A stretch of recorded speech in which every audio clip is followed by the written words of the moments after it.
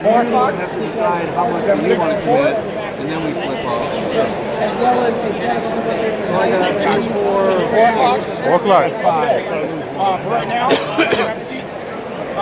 This one's shooting until about 5:30. Then we got to pack up, and then I'm free. So I'll message you on Discord. For the dudes, I'm going to go in with 5. Just a base game. That gives me 4. I got you. I'll get it after that. Yeah, do you want to rotate out to the 4 o'clock? Take that guy, and then I replenish.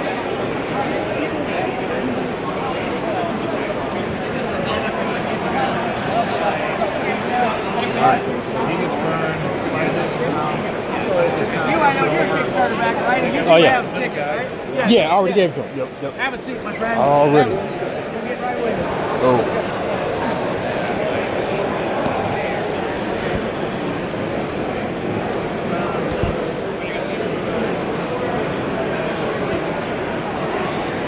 The hidden mechanic is like someone's going to squeak by and get flipped up and you'll be like, oh man, you know. This in the base game or just the expansion content? I think this is a new base, as far as I know, but he's the guy to ask. Yep. We're talking about the hidden mechanic. Is that only the expansion or is that base game too? What do we mean by hidden mechanic? He was just talking about like a hidden mechanic, like So there's several things where both players don't necessarily know what's going on. So the main part of that is where the market row is normally face up in a deck building game, we keep it face down. Okay. You've actually got to take some risk when you go in there and turn those cards up and figure out what they are. But if you've only played Dominion though, how do you keep track of all this? Well, see, that's up here. That's up here. Yeah. Okay. Is anybody here for the 4 o'clock? This is right. 6, 8. That's what Marcus should get this stuff up. Yeah, Marcus. Oh, Thank you yeah. very much for supporting us on Kickstarter. Off the top, you got it. Our friend at the end there would like to play, but he's only got 6. But when Scotty's defending, allies have -1. And then we can get their seats. But while squad leader's defending, other defender will have +2 if their defender is versatile and they're not. So yeah, I think I get the full tube and -1 on these. All right, let's do this thing, Marcus. All right, do it. You should have scouts and sentries here. And do me a favor, just count and make sure you have 5 sentries and 6 scouts. Okay. So now I'm going to spend 12. All right. Down to 11. And a 6. Got it. That's enough to dive back in.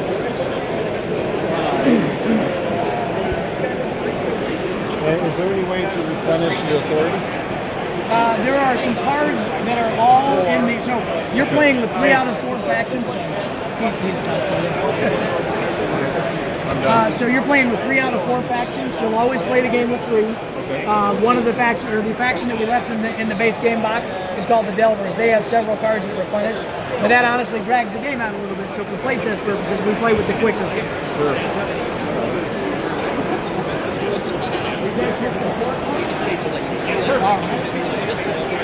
Can I look at what I got down here? Absolutely, yeah, all the time. Yep, anytime you want. Could you do me another big favor? Oh, yeah. Could you shuffle those for me? Gotcha. Thank you very much. Welcome. So, all right, Marcus, and then as soon as we get people coming in, we're supposed to have a full table here for our 4 o'clock time slot. As soon as they get here, we're going to get you started playing with somebody, whether it's me or somebody that comes in, but we'll get you playing. And I'm going to do the spiel all at once for you. Sounds good. Great. Yeah, it's a race to the bottom. You don't want to be first.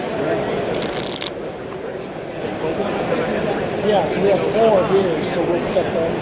I was thinking like, is that going to make games go too quickly? And I suppose you could always have rules and say you start at 150 or something.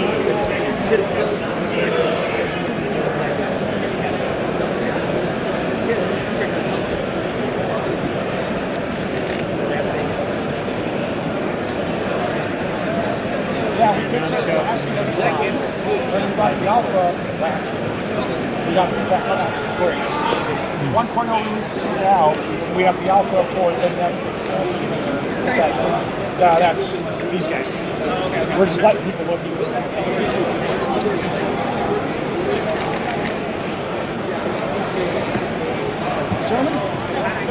Thanks. What'd you think? I know you got the speed too, but yeah. Awesome. Tell your friends. If you liked it enough, I got it for sale. If not, I won't take it personal. Maybe. All right. Back here tomorrow. Thanks a lot. 4 o'clock? Oh, there. We've got this gentleman sitting down here. Go right ahead. His buddy's down there. Caleb was having trouble finding his ticket, so Videoing this whole thing? Yep. I mean, I'll take a generic. I hope you don't mind. Caleb, just give me Caleb, if you have a generic, I can take that. That's very fair. That's on me. Yeah, because they asked me to turn in at least a ticket. If you got them, I'll take them. And my word is the man as well. He's also a good guy. Until he loses, In this case, he's the in which worst case guy. he's a faker. He's not supposed to be playing this game. This me? That's me. I'm Thank you. the one on top of the schedule. I don't know. I think it's in my backpack. Okay, we are waiting. Oh, it's absolutely in the backpack. It was the first one on the side. Okay, so wait 4 minutes. Let's go ahead and get them set up on this table against them. And then we'll put these gentlemen here. Hey, when people pull that out, you got to be a piece of shit. They lie. Yeah. Hey, how you doing? Well, Good deal.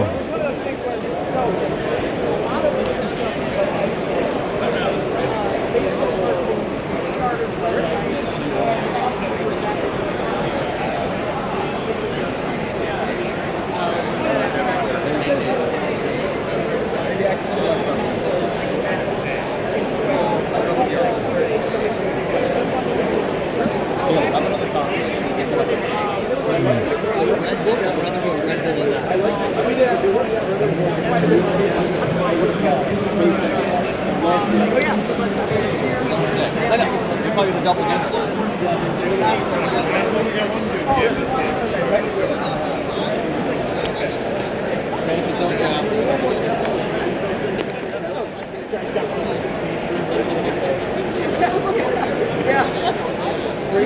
you also missed our insane manufacturer. By the way, We were looking for a few. Gooey Cube. Well, we had to sit through a 20-minute sales pitch at Gooey Cube, and Brett's like leading this guy on the whole way as if he's going to buy it, and then they were like, all right. You're asking all these questions, the guy's getting into the pitch. We're having our days on. He was a good salesman, not quite good enough. When I looked at the thing, it was 5 pounds. No, this is going to hit my suit. This is the straw that breaks. They didn't like it, right? Hopefully your audio will get it, but the audio in here has been garbage, so I apologize. I'm sure it'll get it. Alright. Welcome everybody to Splintered. My name is Steve Holloway. I'm one of the co-creators. My heterosexual life mate forever, Jeff, over here, is the other co-creator. If you've seen Bill and Ted, you know what that's from. Splintered Lands is a tactical deck-building card battler strategy game. That's a lot of words. It's a lot like Magic and maybe some other games that you've played that were not affiliated that end with the word realms. Okay? You will be using your life to risk a race to the bottom, but you don't want to be first. So I'm going to talk about the nature of a card really quick, and then I'm going to talk about the mats you see in front of you and some of the play. Then we're all going to play the first hand together, and then I'm going to turn you guys loose. Because once you know those things, you know basically the whole game. The only difficulty in the game is the cards. Because like Magic, the cards break all the rules. In our game, the reason the box says 90 minutes is because the first time you play, it'll probably take 90 minutes because you're going to pick up every card and go, oh my god, what does this do? Because they all do really fun things.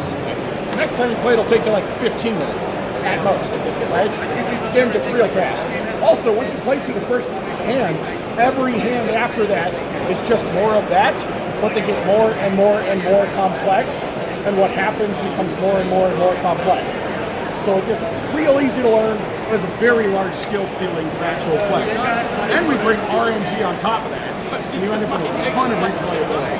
The game itself, we have the version 1 here, has 4 factions in it. We're only going to play with 3 of them. The factions you're going to play with today are the Splintered. They're the people who got kicked out of the walled cities when the calamity happened. In our game, back in 2015, we thought the worst calamity that could happen would be a giant pandemic that ruined the rest of the world. We designed this before that happened. We took that out of the book after we published it. Yeah, correct. Didn't notice either. I live at home. The other faction you're going to play with is the Ravagers. They're your stereotypical Mad Max crazy people. They eat people, they eat you, etc., etc. Then you're going to play with the Mercenaries. They were a paramilitary group who said, we have guns, we'll be fine. Then there are the Delvers, which you won't be playing with. The Delvers lived on a mountain in a mine. When the calamity happened, they just moved into the mine. It's 200 years later. They're a little weird now. We won't be playing with them because they're more defensive. Those games tend to take a little bit longer. Jeff and I will be available to answer any questions at any time. So if you're like, I don't understand how this works, just ask. We'd rather you understand and have a good time. Okay? You guys have an hour and a half to do whatever you want to do to have fun. Okay? Technically, you have until the but like I gotta pack up and stuff. So, all right, let's talk about the game of the cards. In front of you, hopefully, Jeff, can you set this table? You guys listen for a second. In front of you, you should see some cards. I'm going to talk about what the standard card looks like. So there's a card in front of you called Squad Leader. Go ahead and pick that up. There should be one for each of you to look at. Squad Leader is your standard card. He's also a good example because he has one of everything on him. So I'm going to go through each thing on the card so that you have an understanding. Almost every other card looks somewhat like this, okay? So, starting from the upper left, you have a symbol. It's a crosshairs with a flag. That is the symbol for the mercenary faction. The way you know that is because halfway down the card, it says the word mercenary in italics. That is a trait. Okay? The first trait on every card is what faction they belong to. That'll be important later. Next is his name. He says Squad Leader. Some cards actually reference the name of other cards. So when they reference another card, they literally mean the card named Squad Leader or the card named Blood Sage, what have you. Next, continuing to the right, you see a chevron. That means field promotion. What that means is when you find this card out in the dunes, and you add it to your enclave. There's a PG and a rated R version of how this happens. The PG version says while you're out in the dunes, that card upgrades one of your other cards. They get a promotion.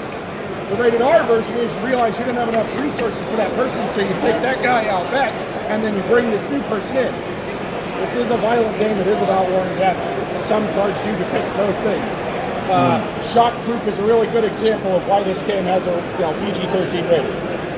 Continuing on, the 2 in the upper right-hand corner, that is the authority cost of the card. Authority is your life and represents your ability to acquire people and things and stuff. So when I said it's a race to the bottom, you are spending your hit points to acquire people. It represents the dwindling amount of resources your enclave has available. Continuing on, there's art.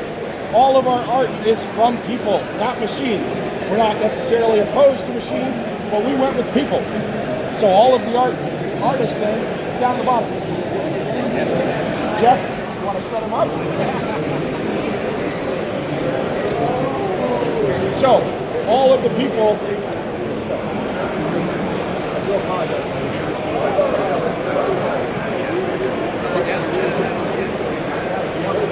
So, the artist who did the card is in the bottom middle of the card.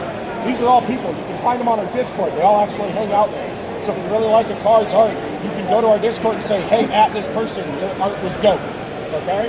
We try to promote them as well. Almost every piece of art we've ever had, we've posted on our socials and tagged the artist and said, this art is awesome. Here's the person. Right? Continuing down on the left-hand side, you see that tiny little lozenge.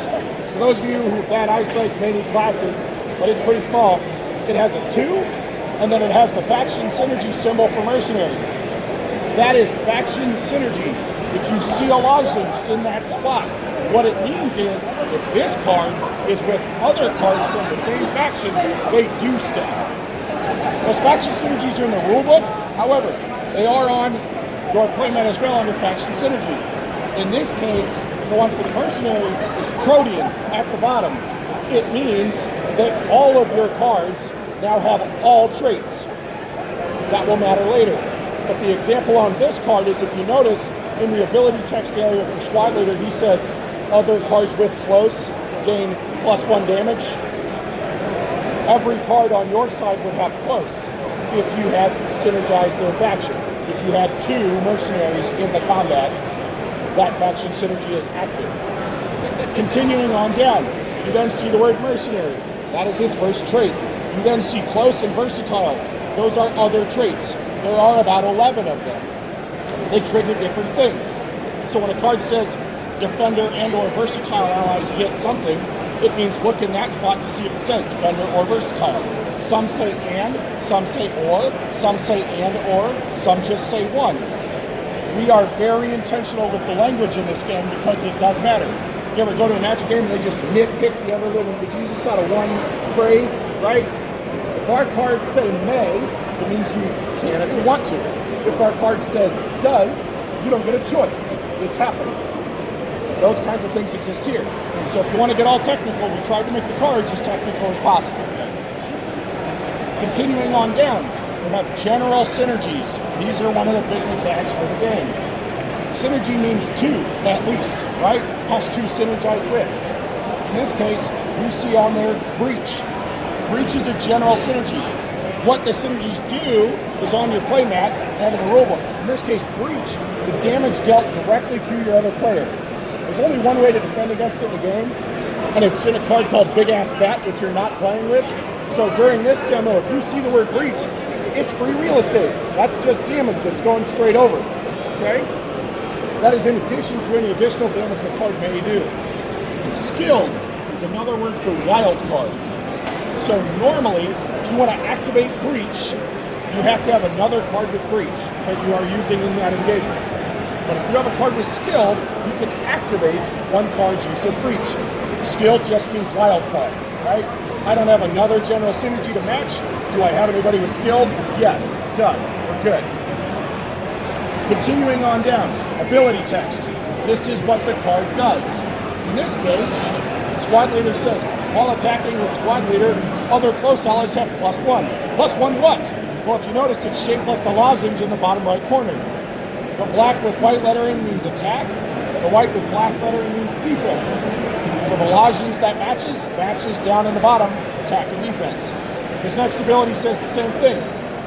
While squad leader is defending, other close and or, I think it's versatile and or defender allies get +1 damage, or +1 defense. Right? He has two abilities. One is while he's attacking, the other is while he's defending. Squad leader's a great card, and he only costs 2 of your life, or 2% of your total hit rate. Okay, and then continuing on down, you've got copyright information, the artist, what set number it's from, and the lozenge on the right, attack and defense. Okay? The card's attack is how much damage they are adding to the attack pool. The card's defense is how much damage they can absorb from your opponent's attack pool. That card is fatigued, meaning sent to the treatment pile, which normally you call it discard, the little red area. That card is fatigued when its defense is reduced to 0.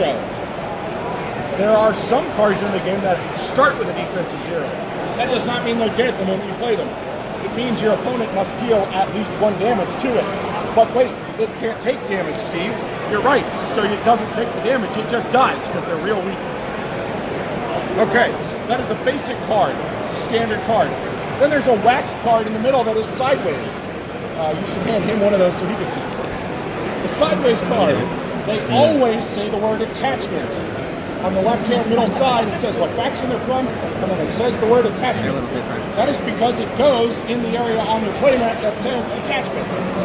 This is a representation of you going out of the wilderness, finding stuff, coming back, and bolting it to the front of your base. Okay? They are always defensive. They don't attack, at least in the base game. Later editions, some of them attack, like the Baal, which is conveniently named and definitely not an owl bill. Alright? In this case, the numbers at the top have either a blackened out background or a gray background. Blackened out background means this card will always guard. If your person attacks that lane, you must deal an amount of damage equal to that little number at the top before continuing on with the attack. If it is gray, it means the attacker has the choice to either attack that card or ignore it. Usually when you do that, there's a reason. You get penalized. It oftentimes hurts you. But sometimes getting hurt is better than losing a little bit of damage. The cards start facing up. When they are acquired from the center row, they go directly to one of your attachment spots. They never go to your treatment pile. When they take damage, they rotate counterclockwise. That is known as a stage or a phase. Once they have turned 4 times, they are abandoned. They are destroyed. It's like that thing doesn't exist. It doesn't go to your treatment pile. It goes to the dean's discard, never to be seen from again. Is this 1, 2, 3, Nope. 4? It is 1, 2, 3, 4, and then go. Got it. So even if it's not facing, it'll just weaken this way. Correct. So now he's attacking 1. Now he's attacking 2, right? It just keeps going. Now he's attacking and it's 1 defense. So those are the 2 different types of cards. We're going to go ahead and I'm going to describe your board for you, and then we're going to start. So go ahead and take those cards, all of the ones except for basics that you have Scout or Sentry, shuffle them into the deck in front of you, and deal out 5 cards in the middle.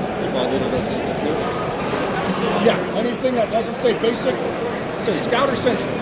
You're only keeping those. They should be all gray. Are we mixing these together? Yeah. Take your Scouts and Sentries, shuffle them together, put them on top of your barracks. Don't draw any cards.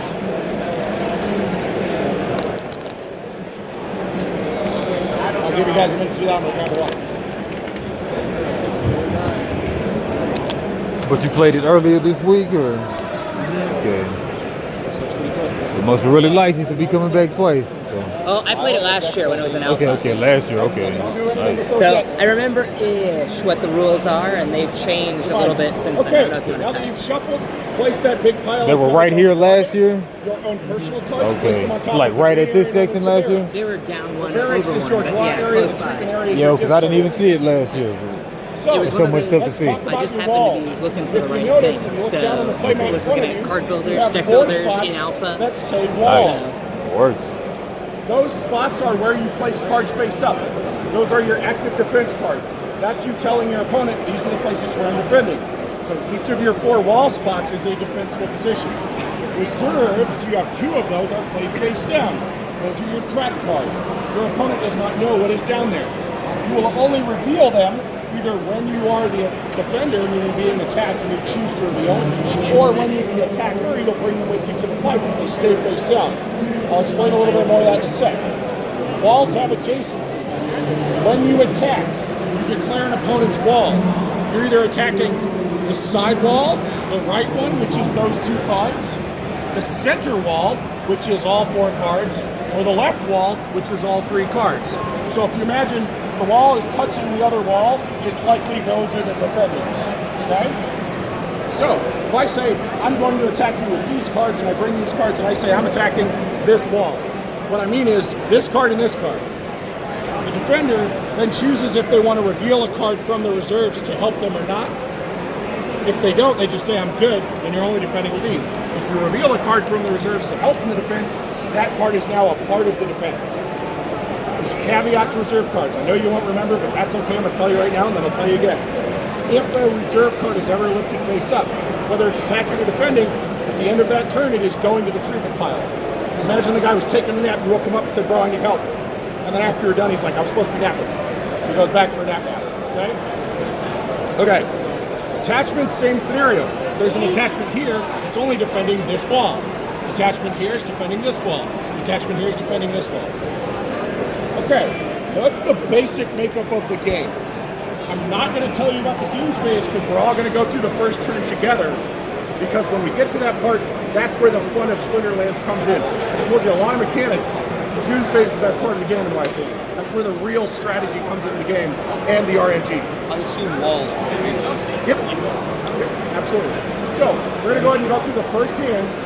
You guys need to determine who's going first. Either rock, paper, scissors, youngest.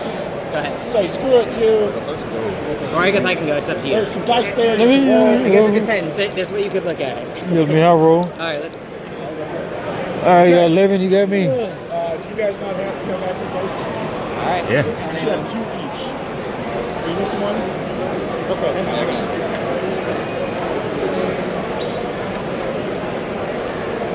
I think they have... It's just supposed to Marcus, can you hand me that box, please? Oh, yeah. What is that? Thank you very much. Yeah. Thanks, man. You guys need one You more? would need one more set. Yeah. Yeah, thank you. 65. Oh, good year. Everybody should have 2d10s. That's your authority. That's your life. Go ahead and set that to 0, 0, 0, 0. Or 0, 0 if you have no percentile. You should see all zeros. That represents 100. Next time you lose, you'll put one at 9 and one at whatever. Okay. You have 100 authority. You now should know who's going first. There is a first player advantage in this game. We remove it by having a first player setup phase.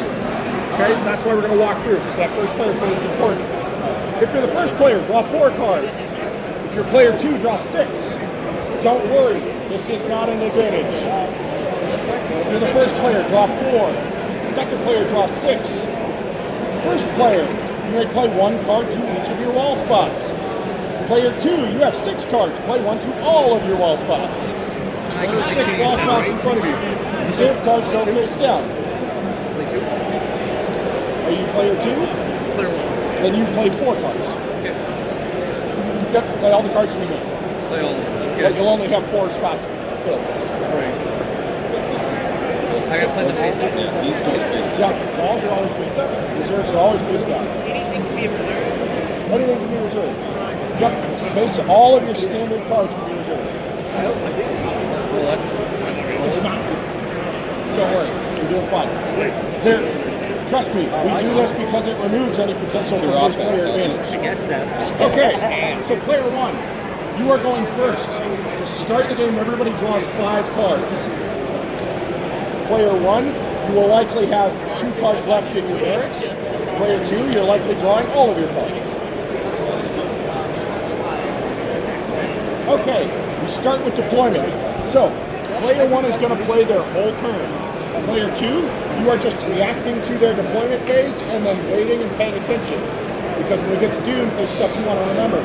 So, player 1, take any amount of cards you would like from your wall and slide them to the front of your base. This represents which cards you are bringing to the attack in the form of your deployment. You have 5 cards in your hand and 6 wall spots. So my advice is to leave at least 1 card behind so that when you fortify and build your wall back up later, you can build all of your wall spaces and be ready for your opponent's attack. Player 2, he's about to attack you. You're going to attack him next turn with whatever survives from this turn. So, something to think about. Now, player 1, you take the cards you would like to attack and push them to the front.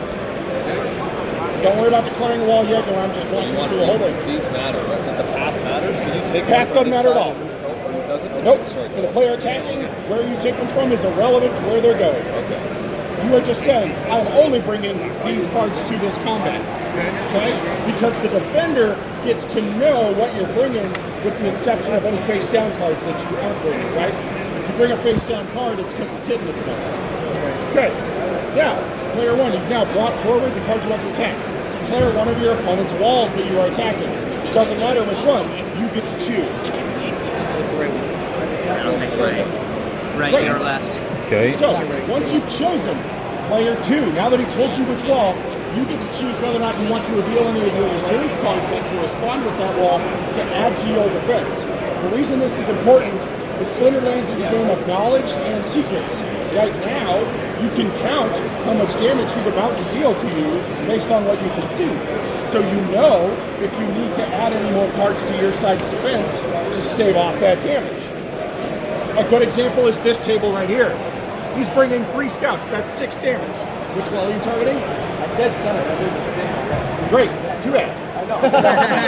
You're going up the middle. That means he could use both of these to defend. Right, no, both of them. Oh, that's great. He's got currently 4 defense showing because he has 2 sentries. So, would you like to reveal? He reveals only 1 sentry. He now has a total of 6 defense. He doesn't have to reveal this card. Once he reveals, that signals to the attacker, I have done whatever I want to do.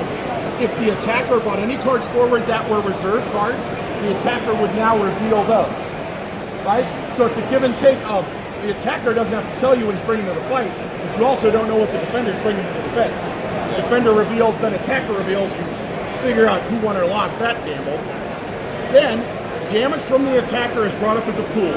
So, attacker, look at your damage, tell it to your defender how much you brought. We got 6 on 6. Hey, we'll walk it through. So, you say I'm bringing 6. You, as the defender, assign damage to your cards in any way that you want. Defender determines damage assigned. In this case, he has 2, 4, and 6, so he's going to just block all of them. But if for some reason he was dealing 5, he could choose 2 damage here, 2 damage here, 1 damage here, and this card would not be fatigued because it could soak that 1 damage. If it doesn't deal enough to do the whole card, the card doesn't go away. You must assign damage to a card until either the card doesn't have any more damage to soak, or the opponent doesn't have any more damage in their pool to deal, right? You can't say, I'll take 1, 1, and 1, and then 2 will hit me. You can't do that, right? So, in this case, all 3 of those will be fatigued. So, Defender, go ahead and total up your damage and how you're receiving it. Fatigue any cards that are fatigued by that damage. If you take any damage, you now take it to your HQ. So you probably just lose this one of 2 walls. So are you going to reveal that Give them one? a resolve. Or not? Not Yeah. Right. Hit you for Once So you then you resolve, have meaning, yeah, 5. I have I have 2 sets of 2, so Nope. 2. There's no benefit right fatigue now for that one. absolutely none. Yep, Defender gets is not this one attacking out. back in any way. Another thing is 2 you do have towards to that put that one, in the treatment. which will take that one Yeah. out of play. Right, that's And it. another So, 2 once to you've absorbed that the one, damage, those cards go to which the treatment will pile. take that out and Exactly. then deals Those 1 cards are also damage tired. across. They go to the treatment pile. Okay. They did their job. Congrats. The reward is R&R and some more food. Now, the next phase is Fortify. You'll notice on the turn order it says Fortify. Fortify is for the active player only. Sorry, Defender, you don't get to fortify your walls this turn. You're attacking next turn with only the cards that survive. If you were the attacker, if you're player 1 right now, you now play all of the cards from your hand back to your walls. Any or all. Doesn't have to be all of them, but there's no reason not to. And your reserves, absolutely. If you have cards in your hand and you have empty wall spots, you should fix that. So it is likely that you're filling your wall up entirely. Now, player 2, you're suddenly realizing how getting 6 cards in the beginning wasn't a huge advantage, right? No. Okay, that is the end of your Fortify phase. You do not draw cards into your hand yet. The reason you do it in this order is because cards on your wall, their abilities are active. Okay? When you're the defender or the attacker. If you don't have a card on your wall, if it's face down in the reserves, it's not active, which means that the ability is not available to you to use. And that's important because a lot of cards say, during your dues phase, get X or Y. That doesn't happen if that card is face down. Right? The strategy here for you is knowing when to play your cards so that you can get these. Now we go to the dues phase. That's after Fortify. Don't deal cards into your hand yet. You should have attackers should have no cards in their hand. Defenders should have a full hand of 5 cards. So, well, if you have an extra, that's fine. Yeah. Now, go ahead and make sure there are 5 cards dealt to the center row off the top of that dude's deck. Face down. They are only available for him. They will all be face down. Okay. So you go back I laid more walls too? Just a tiny bit. Did I lay This more is walls how too? the Not yet. storylines goes out. The dunes represent a vast wasteland. must not be doing it's not it, just so. sand out there in the Well, world. no, I guess he They're wouldn't say it. opposite Okay, he ends, wouldn't say yeah. it. In mountainous regions, doesn't matter.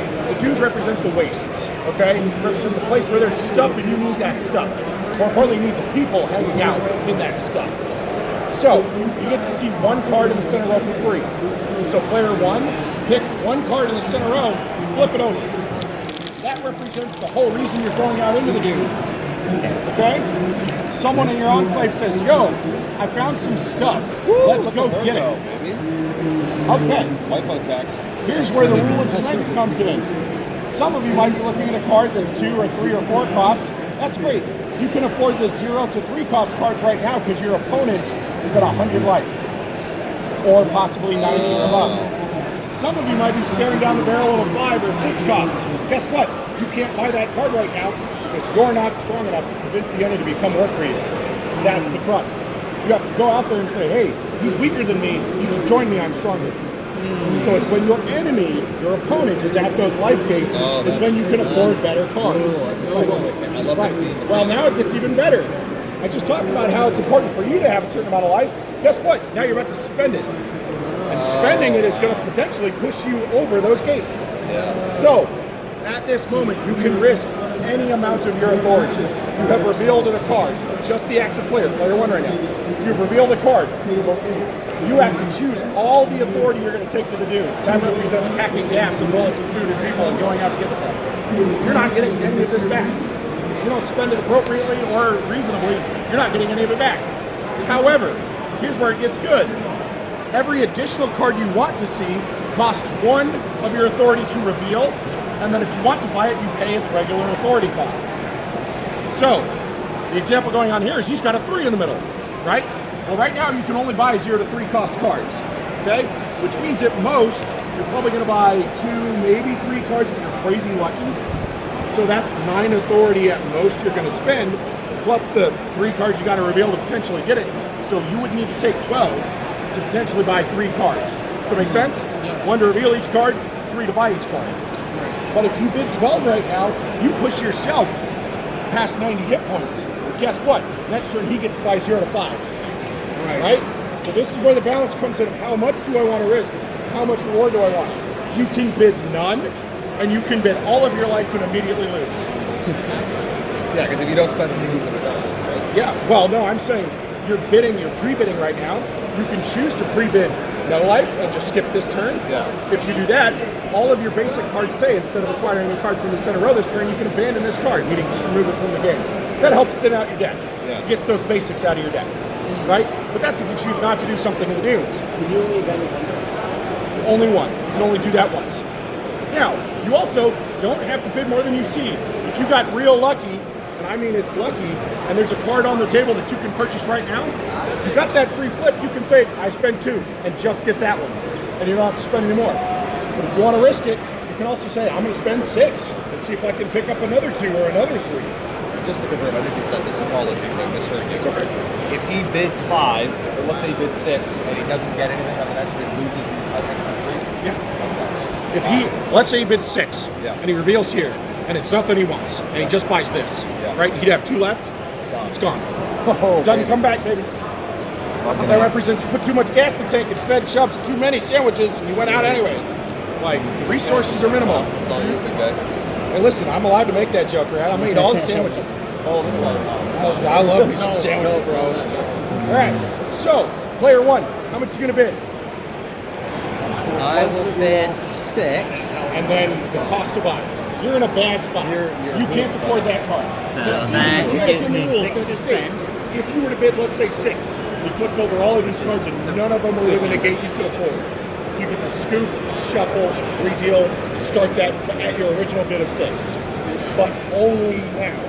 If you bid 6 and you flip all of them, and then this one's a 3, even though you can't buy it because you don't have enough resource, because you could have bought it, you don't get to do that. If I buy it, as there, when I buy this reflect. It will eventually. We'll get to that. Oh, shit, so if he doesn't buy that, I get to see it for the next turn? Yes and no. We'll get to that. Okay. Player 2, you should be paying very close attention as to what gets flipped up. I will bid 6. So if I bet 9, I will use of that 6 one more to You don't reveal. have to pick up anything. Yeah, you don't. 9. Nobody makes you do anything in this game. Everything is almost always a you can.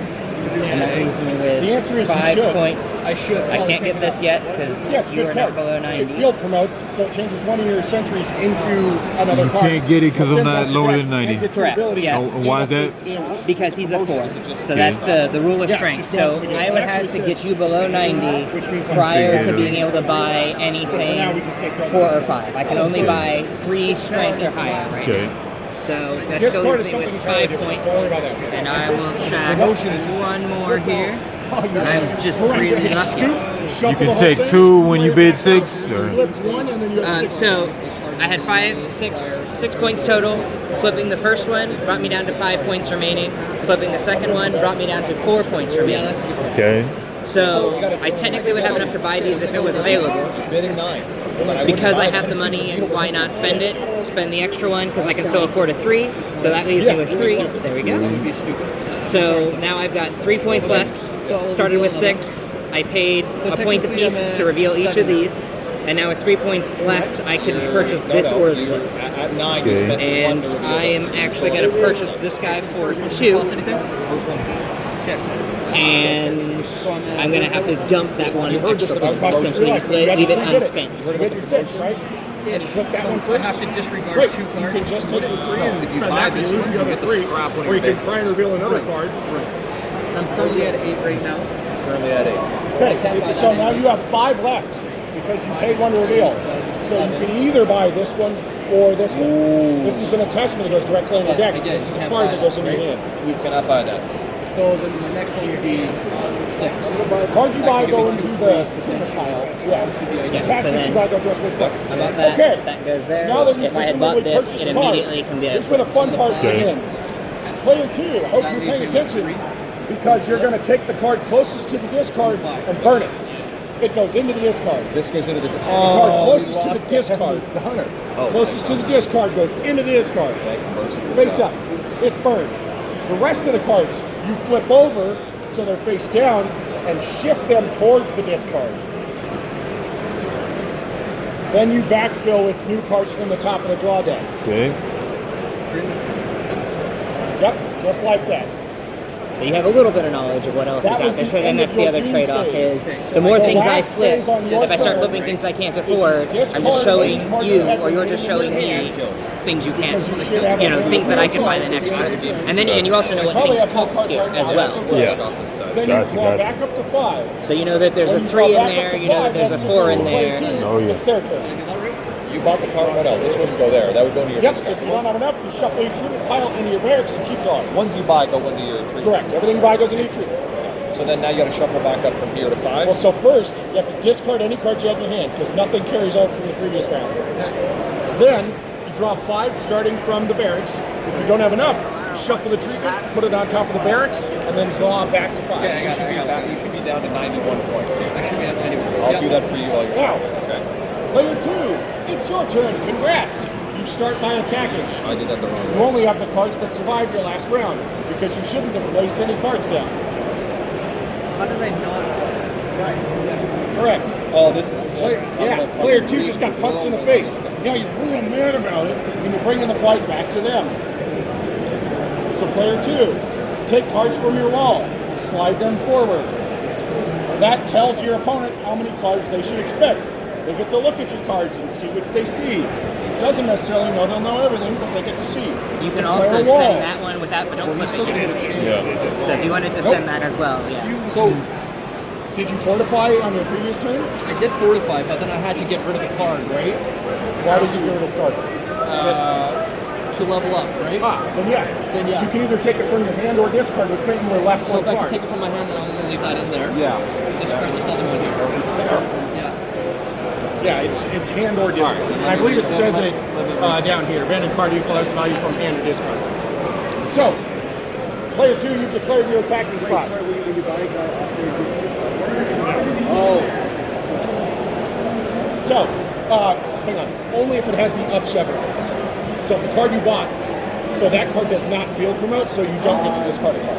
Right. So, player 2, declare a wall. Which one are you attacking? Once you declare a wall, player 1, you choose whether or not you want to reveal any of your reserves to help defend if you have them. You may not. Nope. Attacker reveals after defender chooses to reveal. Do that. Yep. So for this card here, Okay. Yep. because he's still at 100, let's say he doesn't Then I go and designate damage.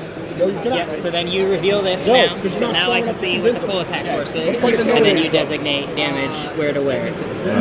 Which this makes it is very easy in the beginning. So Oh, nice. Yeah, I lived, That one's I lived out. in Florida for a long time. It's close to Vancouver. that one deals 1, so that one is out. All right. I'm attacking this wall. And then that one Okay, is out there. you're great. So That. So it's. I don't Right now lose it's showing anything, I don't 4 damage. gain anything except You now will I take get a at least giant hole 1 in my if you wall. don't want to So, reserve. Okay. Well, you Gotcha. may be okay And then with these that all because go you want to that card treatment. gets down for your next Go to your attack. discard. Because remember, you're only attacking with what you keep Yeah. from his attack.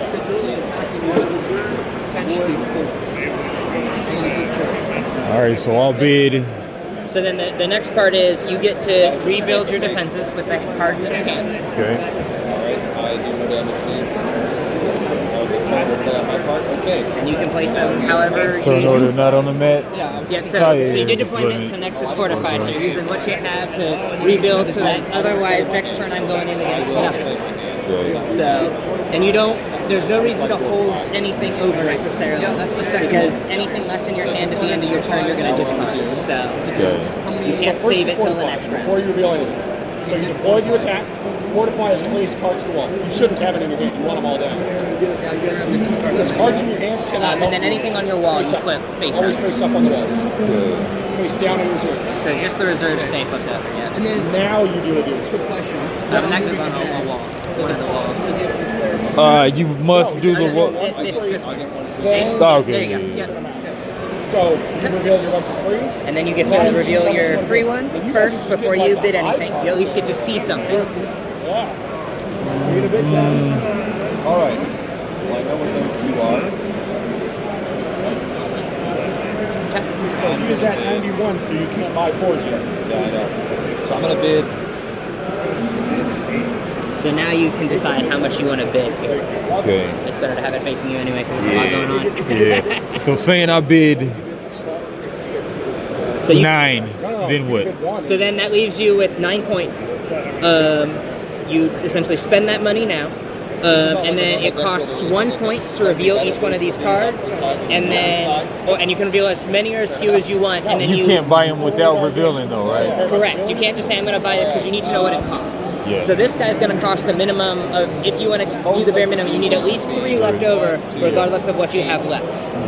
So All right, so I'll reveal here. Go to 98. Okay, I'm gonna go with the 8. when you bid, as you have to say however much you're going to bring. So if you do 98, you're only bringing 1. You have to put as much in without revealing first. Okay. So you have to essentially bring your entire pool of money before you know how many you're going to They're all reveal. above. Okay. So you'd say, like you said, if you say I'm going to reveal. Yep, and the money goes away anyway. The Regardless. nine is gone anyway. So so if you said 98, you could reveal something, but you couldn't then buy anything. So you would need to say, okay, I'm bringing 91 or 96 or whatever. And if you bring, let's say, 96 out of 99, that leaves you 3 points to buy this guy, but no extra points to reveal anything else. All right, yeah, bringing 3. So yeah. Yeah, so 3. If they had all high cards. Go ahead and take this one out. So, if you can't afford anything, 4. and no cards available to you beyond your gate, And then then yes. But if for some reason, let's just say you spent 5, right, and you revealed them all, And so then because technically this you would one have was a 2 2, points you remaining. considered and purchased? yeah. No. Oh, If you flipped them all, well, they were 3. all 7s. Well, Man, but you yeah, just yeah. you spend 1 to All reveal. 7s, or like you can't buy Yeah, any so I'll from the reveal gate. 1. So You get to scoop 1, stuff into here and deal any 2, And then you get the points 3, back. 4, 5. No, you get your points back. Yeah, so I can buy you 2 get cards you get basically. those yes. back, you start back over. and deal any This money guy back. costs 3. Oh my Yeah. God. So Yeah. 3, It's to prevent plus you from getting completely RNG shaft. That's a good 3. mechanic. So you'd want to do spend 4 points in the beginning to reveal 1, and then still have 3 left over. Put it back in the drawer. Does that deal make 5 sense? cards. Yeah, I You mean, don't want okay, to so you're start spending back with I came with 9. I Yeah. spent 3 to reveal, and then I can buy 2, 3 drops, right? Yeah, so it's 1 to reveal, Yeah. and then these guys cost whatever they show. Yeah. So like this guy costs 4. So I've already spent 3 because I'm saying I'm revealing 3 or whatever. Sure, yeah. You could do it that way, or you could say what you're really saying is the beginning. I'm going to bring this much money. So like with in your Oh case, yeah, no, I mean I'm Yeah. spending 9 money. So if you do 9, so you have 9 to go. So you still have So I'll just track it first, got it, right? yeah. Yeah. So 90. All right, so yeah. So I I spent see 1 that. right here, so So you it still could be have 8 another- remaining, so Yeah, you yeah. can still afford to reveal everything else and still buy this guy till you know. Valid strategy. Yeah, but I'm not going to spend any more points. Right. I don't want to. But like. yeah, so I spent 1. I have 2. Also, don't forget. you Yeah, need to make so sure I'll you're just get these 2. But you can't pick up this one yet because I still have 94. Oh yeah, 90. Yeah. Okay. So yeah, so I'll just take this. So 90. So that's I spent 1. So now 2. Now you have 7. 2. So I got 7 left. I'll just take these So you 2. can take these 2, and then you have 1 extra coin or 1 extra point that you end up losing. Yeah. This you can put wherever you want right away, so that plays immediately. Now you say 0 to because you're still at 90. Because I'm at 90, yep, I have 94 life. So you can't buy this guy yet because I have just over. So this one. Do you think it should have said like 90 plus or something, or? If you're at 90, so Yeah, but like enemy at 90 plus might have been a little correct, clearer, yeah. but yeah. all right. But yeah, like add this to my discard, right? Well, this one, the attachment, Oh, yeah, they go out fortifications right you get now. to play right away. Yeah, so that's the benefit of fortifications. So if it is, Is then they pay. play right away. Okay, so one is just one life or whatever, right? Okay, Yeah. to abandon fleshy phalanx. Yep. So for example, like you saw the other one earlier, there's like the armored wall. If I'm never attacking this, let's say this is a problem, I don't want to go through the middle, I'm just going to keep attacking the sides, and you get a wall, let's say there's one of them, like he said, that prevents breach. So you might have all your attachment slots filled, Yeah. and you want to get rid of this But to you clear can the space, abandon. so you can pay the price to abandon one and get another one. Cool. So that's what that exists for, is to free up the attachment spaces if you don't have room. So And then once it gets demolished or whatever, then it just goes to the discard, right? Correct. Okay. Yeah. So then everything shuffles down. Then abandoning it also is just putting it in the discard. Yeah. There's no exile zone. Correct. Okay. So then we'd reveal that one because that was the very last one. That goes into discard, and then everything shuffles down, and it reloads. Okay. So 3 on 3. Oh no, you got 4. Okay. Alrighty. Wipe me. Wipe you. And so do damage to me. Can I do a game? No. Because I attacked, I wipe all mine, or do I get to keep them? No, I would wipe all mine. Because that's how I Nope. want. You have one you could buy, you didn't have enough to afford it. Okay. So So I'm Scoop only half fine line now. if there was nothing you could have bought, even if you had opponents. Alright, so then I will use these two. I'm going to keep that in reserve. And I'll use these two to attack that left side again. All So you right. get to decide if you want to reveal or not. Just keep you from doing RNG script right? Because like if all you draw is mana, you can never win that. I mean, I don't see why not. Well, but because you're going, Because there's literally no way to account for that. you're gonna go there. Screw it. Yeah. Yeah. That, especially since you're right on the fence at 90, that's the right play. So these two guys attack, obviously I'd attack them in that order. So that neutralizes both of them. They would go to treatment. So And it's both a of mine would go to 91. treatment without costing you any Okay. points. Okay. Then I re-fortify. Correct. So then he can buy If you spend a single authority this turn, he can buy 0 to 5. I mean, I wouldn't have been able to predict that anyways. You can choose to not have a Dunes action. You can reveal a card in the center row, then say, I don't want to spend any resource, and just sack one of your scouts or sentries. Because they say instead of going to the Dunes, do X. Right. Also, you've got this. Yes, I know. Okay. That's what I'm thinking too. But I still have to spend. You do. He would cost you 1, Right, which would that's put the you thing, at which would come in at 90. So if it was at 92, And you're still at 90. So what I will actually do is I am going to not pick anything up, and I'm going to abandon that scout. Yeah. So this is burned, That being and said, everything. Now you abandon the scout. Like, how can you abandon the scout? So if I don't take anything, if I do not do anything during my Dunes phase, so I didn't take anything out, I didn't do any actions here, I got my free reveal, and then said I'm not going out there, I'm not doing anything, and that lets me toss that card. Whether you're 1 or 10, you're still below the 9. And now it would be, I stay higher need to for reshuffle, so I get a I've got nice 1, card. that's got 4, so that's my 5. Cool. So then it would be your turn to counterattack. yeah. Okay. Do nothing or go for it. Yeah, I'm gonna, okay, yeah. And I do go through deployment, I'm right? gonna do 6. Yes, so you do deployment first, so you send these guys out first. Okay. That's what he does. He takes them out back and thanks them for their service. And you can send out the reserve or not, it's up to you. Yeah, why not? And then technically you wouldn't want to show me that. Yeah. So, given you have 2 scouts and a reserve that I don't know, I would go ahead and reveal that to defend against, since I would love to stay above 90 for at least one more round if I can. Okay. So then that's what I'm defending with, and then you would go ahead and do your attack. And allocate damage. Yes.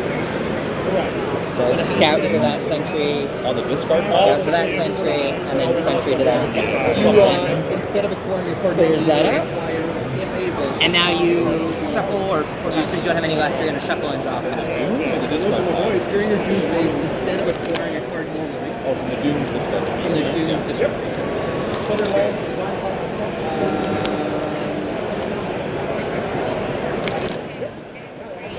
I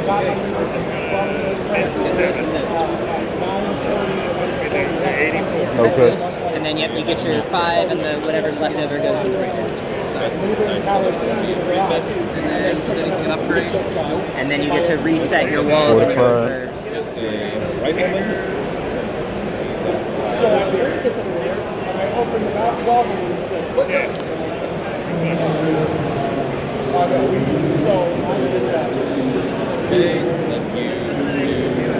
I do my discard. And then everything on the wall goes face up. Yeah. Which I know is weird. That's different from a lot of other games. Yeah. Oh yeah. And then you get to pick your freebie and decide how much you want to gamble. Okay. Can't get that. So,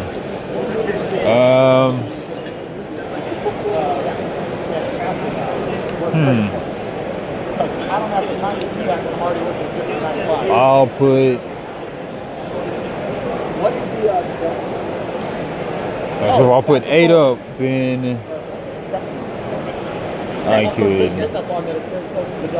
flip 2 And still and still buy buy the 2 3 drops.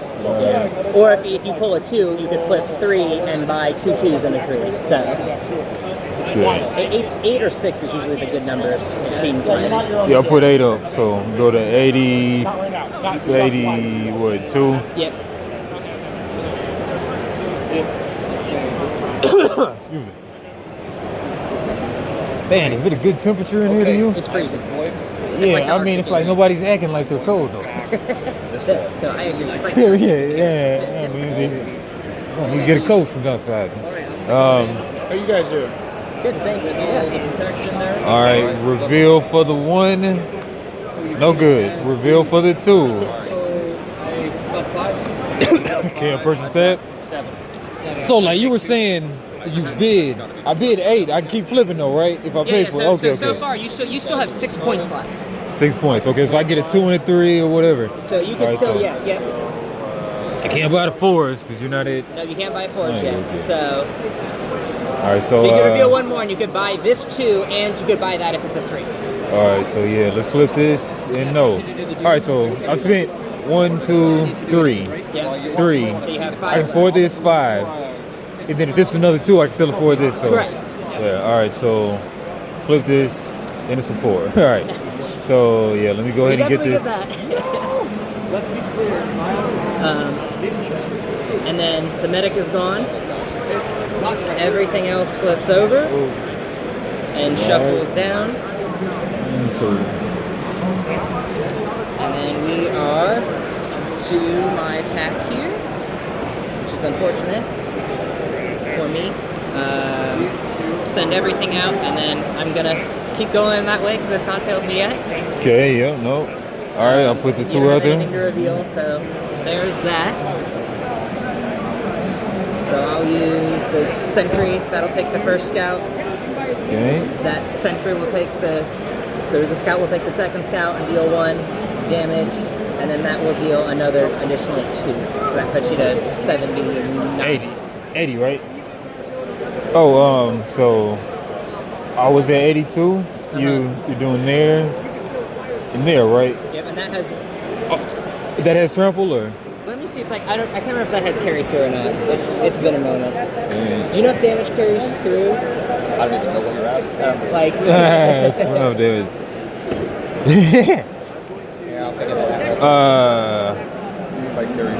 Like if I deal 2 damage to something that's only got 1 health, does that extra damage carry Oh, that's a great question. I would love to. I would assume so, because that's the very mechanism that armor works with, right? That's what I Plus thought. damage hits the guy. Hey, does everything have trample? Does everything have trample? Yes.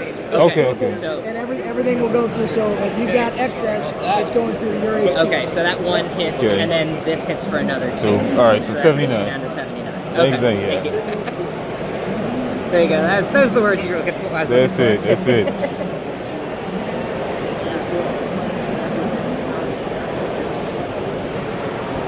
Alright.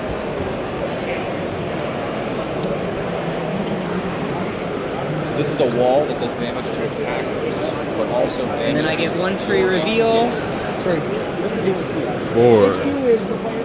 So that is your authority total, your dice. So this does. And you're at 79, so there's actually. And you put up how much? I haven't yet. Okay. So since Oh, you're yeah, at 79, that makes it interesting because if I find something cool, I can actually afford it.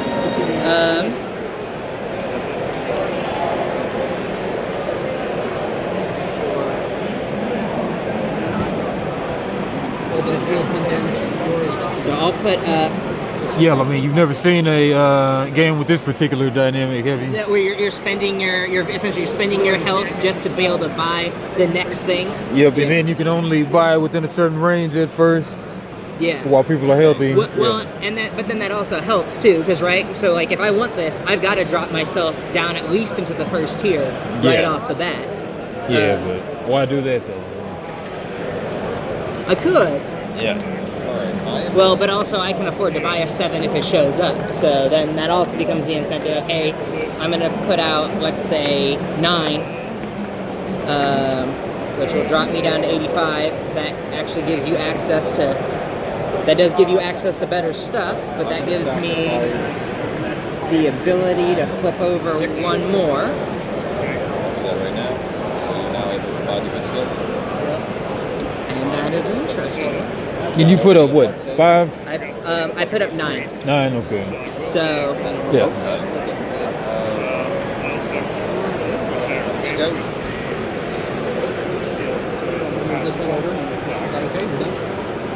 Yep, that one gets killed.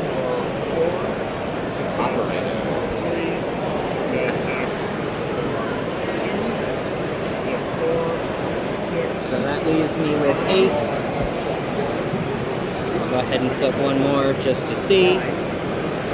Works out.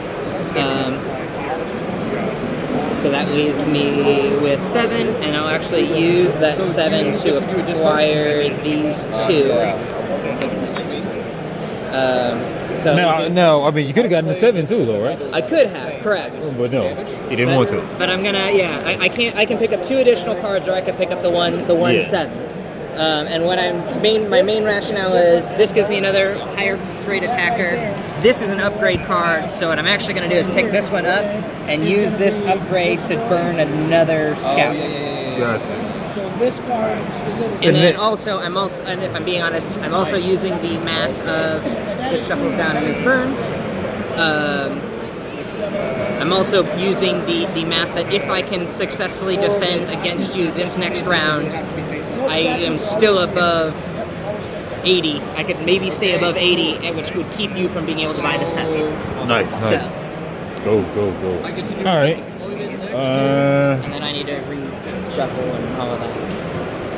So then it is deployment. your turn.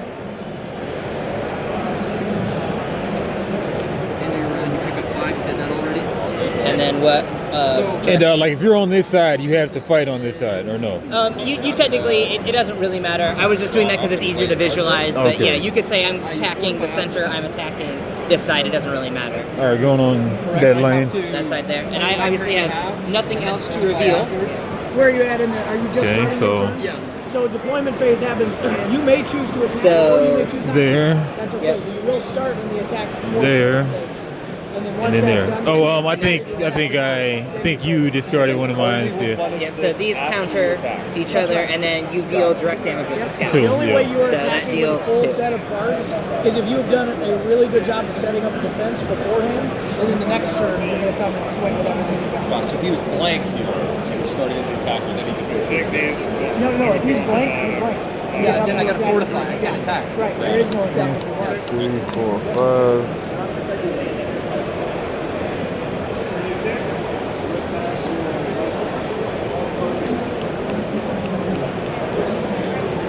Okay, so I'm going to.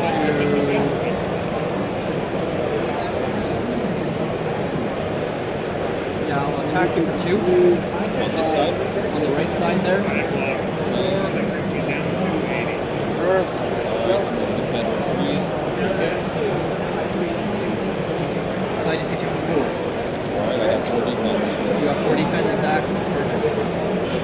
Okay. Alright, anyone through 5? This is one of those things that I got a couple of games. Usually you put there's a faction set, which is saying that Right. Dunes. All right. And you get your free reveal. So I can buy Up to 5 drops. Up to 5s now, yeah. 3. What's that do? During your discard phase, you may pay 1 to abandon sandbags. And what's the thing about the gray? So the grays are optional. So there are, I don't remember all of them, but like, so for example, there's the puppies. So there's a dog that acts as a defense, and I can choose to attack the dog, or I can choose to go around the dog. And there are some benefits. Some of those things you will want to attack because there are other cards that benefit from a weakened defense or a changed defense. So there's a dog trainer. There's another character that if you attack the dogs ahead of time, I can go on my turn and then actually deal double damage to the dogs later. But it only happens if I've attacked the dogs once. Okay. But if I attack the dogs on that turn, that character will not attack through that defense at all. Okay. So there are some things that you can do. There are some that you would maybe want to attack, and there's some times where you want to skip an attack. The black ones, you must punch through no matter what. Okay. So if you put this here, immediately no matter what. Yeah. All right. Oh yeah. What am I putting up? All right. So 79 doesn't even matter at this point since I'm already So below this is 80. what he's saying is the race to the bottom now. So now, like, you could say, hey, I'm gonna put up, because you can only buy up to 5s right now at least. But you could easily say, yeah, I'm gonna put up 20, flip everything over, buy everything that's got a 5. For example. Right. So there's a chance where now you could spend your life a lot more quickly. You're really conservative in the beginning to try and keep each other from playing higher powered cards. But once the higher, like I can already field 7s, so continuing to keep your health up doesn't necessarily help you. Yeah. If I can field a card that can deal 10 damage. Oh yeah. All right. Let's go. So spending 4 on points, and then I can buy 5 drops. Yep. So I can spend 20, flip 3, and then that's what, 18. Another blood sage. And still be able to buy.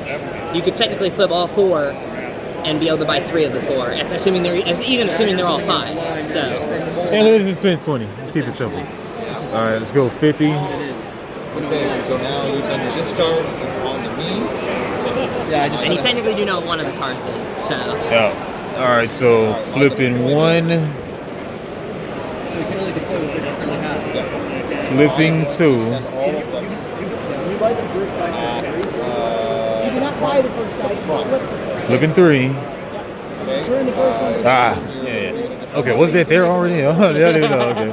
Well, and right, this one's going in the discard anyway, so. Yeah, flipping 4. I can't have it even if you show it to me. So the way that works. All right, when so you say spend 4 flipping, so I have 16 to spend. So the only thing they 4, get to choose is what order the cards take damage 8, in, but they don't get to 10, choose what cards take damage. All the cards 13, on the wall yeah. being Yeah, All so right. you can buy everybody. Get that. This comes right out. So It has to be this guy. If I go down the center. Yep, if you're attacking down the center, this card must be dealt damage first, and then this card absolutely will take damage after that. If there's enough damage there. I'm not gonna use those 2. So use those 2. Okay, so I'm going to flip.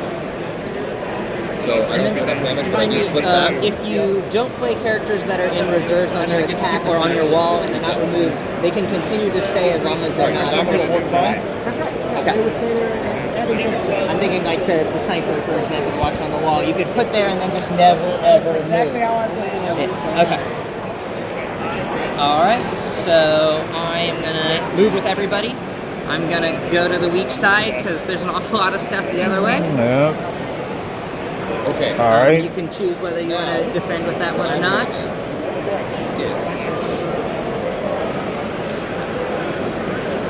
Okay, so the synergies are only for the keyword Ravager. Correct, yeah. All right. Yeah, so just so you get to place the damage, right? Yeah, so I've got that guy. The nice benefit I get with him, actually, so what I will start with is, and this is why they're saying damage matters, he gets to deal 1 damage to each defending card targeted by the attack. So everybody will take a damage in addition. So because of that, I will actually play him first, assign his damage against the Salvager. And you're saying, like, is that a keyword or just his text spell? His flavor text. So he deals 1 damage to each defending card being targeted by this attack. So these are the defending cards. This is that set of attacks. So he will take him out and deal 1 damage, and he'll also deal 1 damage to this guy, to the sentry as well. Which So he's essentially attacking everybody. Yep. He'll specifically attack 1, but then he's dealing all of his damage, the extra damage to everybody else in defense. Okay, cool. And then I can't use, because I don't have, because you're asking about synergies, I don't have any other Ravagers, so I don't get Breach, which Breach was dealing direct damage, and I don't get Brutal, which means bonus damage. So he doesn't get any of his bonuses because there's no other of the Ravagers up there. Okay. So he's been played. He's got 1 health left, so I can use my sentry to get rid of that, and then that lets me use the scout to deal an additional 2. Alright, down to 57. Okay. Feel pretty good about this. And then that lets me reset here. This into my hand.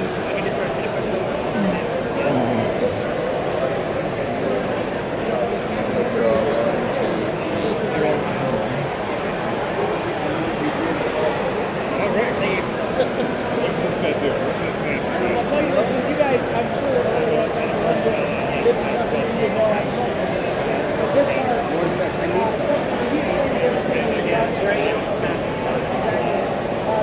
this card, since you're wondering why you might not pick up this card, because it's just it's not because there is You would think this would be based on, like, you think this is based on this attachment, so if you only attack this side, I think it's the whole thing, right? That you would take this. Alright, and the idea then is if you own that card, reveal my 1. I don't have to take. I don't understand why you have defenses that are optional. Right. Especially one So that another hurts. veteran militia. And then what I will do is I will bring. I'll do my move first, and then I'll put that up. 81, 57. 12. 12. Attack you with 3. So that will get me down to 69. And I will use 1 of those 12 to reveal that guy. And then that's 11. So I'll pick up both of those. I'll pick up him because he's easy. Right, your left. Because he goes here. That's an upgrade. Unfortunately, I don't have anything to upgrade. Can I change one of my hands? You only upgrade from the That's devastating. From my hand or the discard. So That's 3 plus the breach. This is also. and the upgraders are the ones with the pips or whatever right with there. the chevrons, yeah. So with this. Okay. So these are going to replace those cards. So they're a way to, obviously the veteran militia is like a better version of the scout. I can throw away a scout to get a better version. Oh, okay. When you draw those, then you instantly upgrade. Yeah. Oh, yeah. You get to throw away one. So yeah. So since you had that salvager, I think that's the only one you had that had an upgrade. This guy. So you actually get to throw away any one of the sentries or scouts. 6 damage. That's fucking And take that out of play because obviously you don't want to keep playing with these long term. Double check. That's that's not going to defend against. Is this going to be 6 damage? Like the sniper, for example, is not going to be able to defend against that. from the powder finger, like this ability only? Is that what we're talking about? Well, accumulate. More than that, actually. So you've got 1 damage from each powder finger, just from the ability. Yep, so 2. So this card's going to go away entirely. And then you've got 2 breach damage, which is happening because if these cards are both attacking together, the breach itself is going to be 2. So before anything else unblockable, you're going to take 2 damage straight up. Breach goes direct. Yes, yep, breach is direct. That makes sense. However, since he's going to come through regardless, He's you may already as well killed take- this guy, right? Yeah. Okay, yep. But yeah, so this card, from synergies you got 4. From this ability you got another 2 for 6. From that it's another 6 for 12. You discarded the 1, And right? these are attacking as well. No, just Okay, that one as well. So 14 total damage coming. Yeah, like I said, 12 comes through. All right. So deployment. So Yeah, deployment, blue, blue, Two relatively cheap cards. Yeah, those things blue, okay. blue. So I'm Are you going attacking to this side or the other side? You're at 67 now? And let's go for the, Or center, I guess. Technically, you could also do the center. yeah, let's go to the left side, which side? Here. And I will reveal that for that defense. Okay. And then I'm going in for And then I gotta ask you a 3 there. We'll just trade. So then that just evens out. Yep. Right? So it's half the cost. I'm wondering if it's cheaper or not. And now you get to draw your 5 to rearm, Okay, so resupply. Right. Well, the good news is you can buy anything you want. And you got a 20-point lead on it. Or a 15-point lead. Yeah. I just took 12 lead. 1, 2, 3.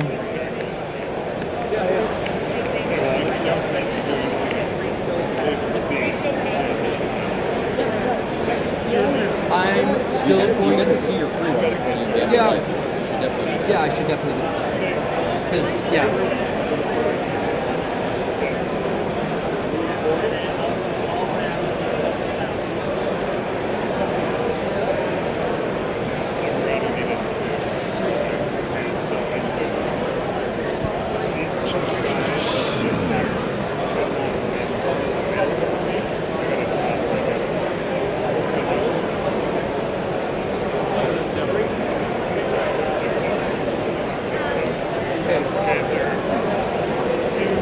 I'm going to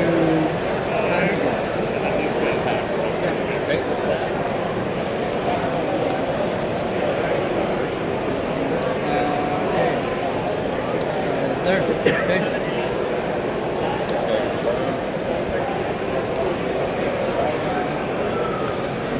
All right, fortified dunes, freebie, 6 drop. I can afford to buy anything now. Because I'm at below 80. All right, so 66, 57 to 69. I can put up. Okay, I got a 6 drop.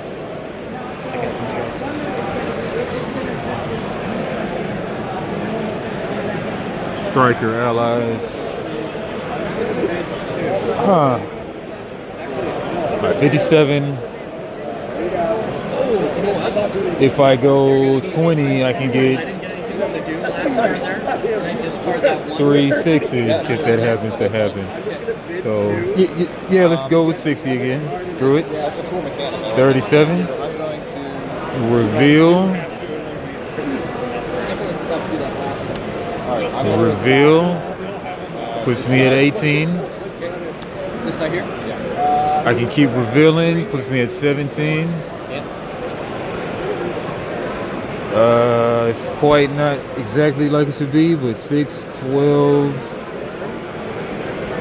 Yeah, you have 17. So you can pick up everybody who is high value. Maybe that is perfect. And then he is an upgrade, so the operator's an upgrade, so you get to drop one of your cheap cards too. Now I have nothing in hand. You get to nothing pick in up just. 5 before going into the dude. Okay. Okay. So if you technically have one of those in your hand, you can sub out one of your basic cards for him. That puts him back into play. So I've already yeah. So you deploy, you fortify, then you do the dooms. Okay. yeah. All right. So 1, 2, 3, 4, 5. So you're saying you get to sub them out? So he's going to replace either a sentry or a scout. Okay. So he can replace. He can't replace something on the board. He can replace Okay, somebody but in it treatment replaces which you it don't in have, hand, or okay. someone in your hand. So it actually lets you bring him in technically in the next round. Okay. So it's actually of value to put him in your hand sometimes. Okay.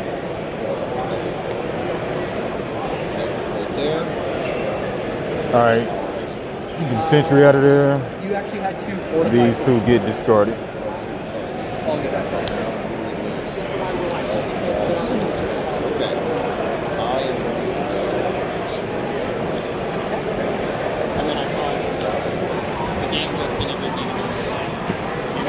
Alright, so then I will keep keep going to the side, my tried and true side here. And then you decide whether or not you want to reveal the extra defender. Oh, okay, you're going over here.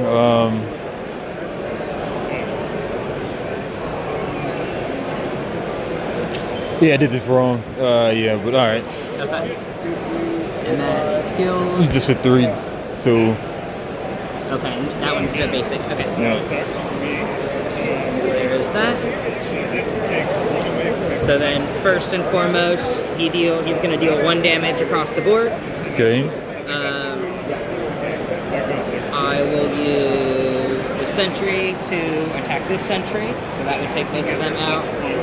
The scout to attack this sentry, which is at 1, so that takes that out and lets that carry an additional damage through to the militia, because he hit everybody for 1 coming in. So then that's out, and then he attacks with 3. Okay. And this guy's still on the board, right? Yeah, he's got 1 health. Yeah. Okay, so we trade. So he does 2. So I would only deal 2 of the 3. Oh, now this guy doesn't block though or anything. This guy first hits 1/1/1 for everything. Yep. So he attacks all the defenders by 1. And then so he would hit, and it blocks 1 of his 3 damage. It blocks 1 of his 3 damage. Yeah, because he deals 3 damage directly. Oh, he deals 3 damage directly. He deals 3 damage. So then, yeah, he's only down to 1 health. That deals 3 damage. So it soaks 1 of the 3. So you need 2 of them. So skilled can trigger his stalwart. Because he deals 1 bonus damage to every defender at the beginning of down here, because it's skilled 2, you could trigger a stalwart and something else. But in order to trigger that brutal, you need another card with brutal. And then deals 3. So only 2 damage pass through. Oh yeah, the trample. Yeah, so, exactly. Yeah. Okay. So 2 damage. Just to 2. me. Yeah. Okay. Yeah. After all of that, it's only 2 damage. For trample. Yeah. Okay.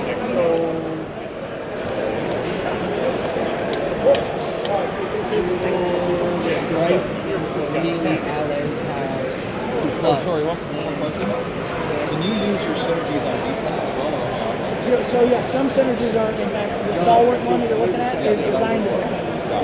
Yeah, so that is active because of skill. And then reveal 1. Very good. Is it a -2? -2? And then what I will do is I will drop in. Striker or melee ally. Let's go 12. It's a close and this is one. Again, so 7. Gotcha. Okay.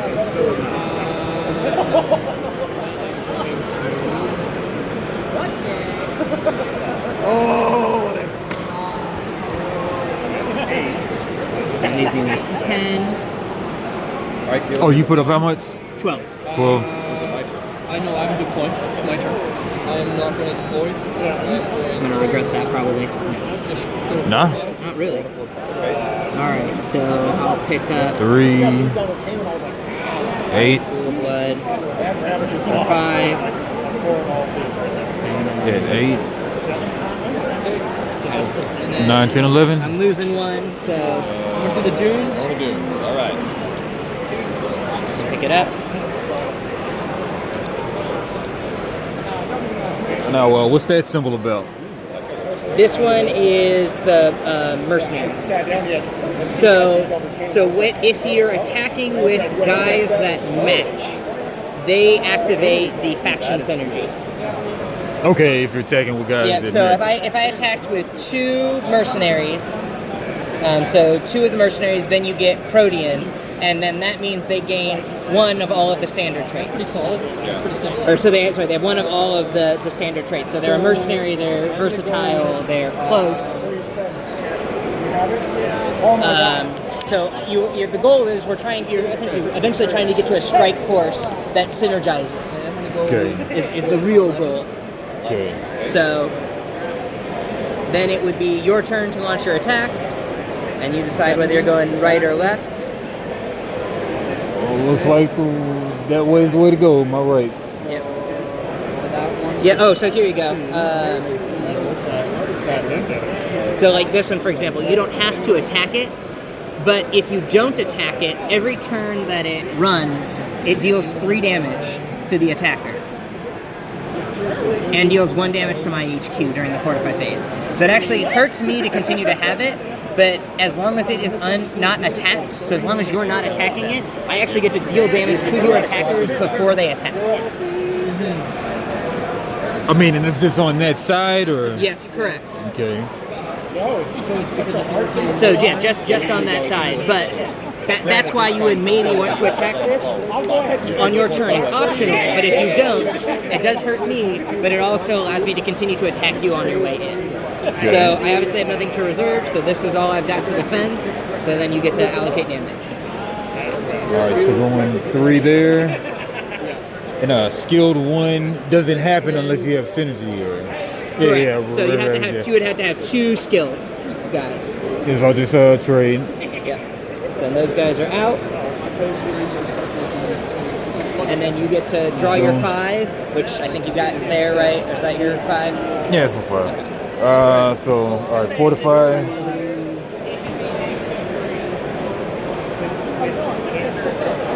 Is this one for 2? I'll talk to you just then.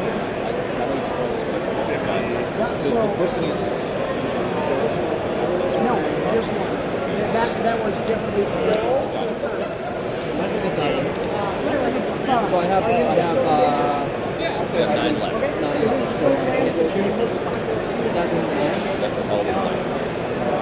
It is similar to some of the money played. Things we do differently.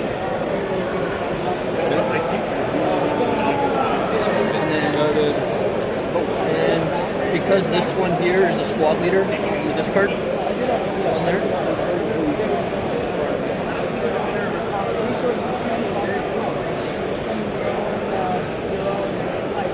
Now you're saying you deal 3 damage to one of my guys if I don't attack that wall. So if you attack this side, Okay. every time you attack this side, I get to deal 3 damage to an attacker of my choice. Okay. So that would be, that's what I was trying to explain. The benefit of this is as you attack this, you take that out of play. Okay. So you would perhaps, if you wanted to open this side up to attack, even though attacking this is optional and is going to waste 3 of your attack points, right? You're going to want to remove this quicker if you needed to keep attacking this side, because by opting to not attack it, you essentially give me 3 free damage to a player or to an attacker every single time you have to go down this side. Gotcha. So that would be why it's optional to attack it. You're not required to, but you may want to just to get it off the field. Gotcha. And also the other thing, right, is asterisk to this one is I can't take this out of play. I'm not allowed to exhaust this card. Okay. So, and it continues to hurt me every turn I continue to have it. Gotcha. So Alright. then you get to do dunes. Alright, freebie. Okay. I'll put up... I can't just keep on putting up 20.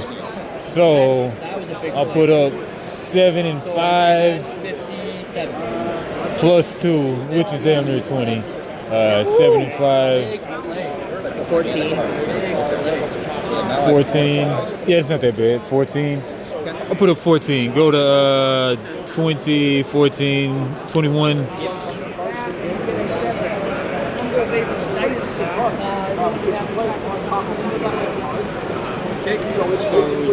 I got 14 up, so reveal for 1.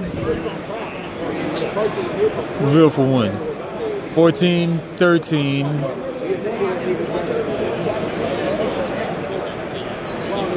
Okay, 12.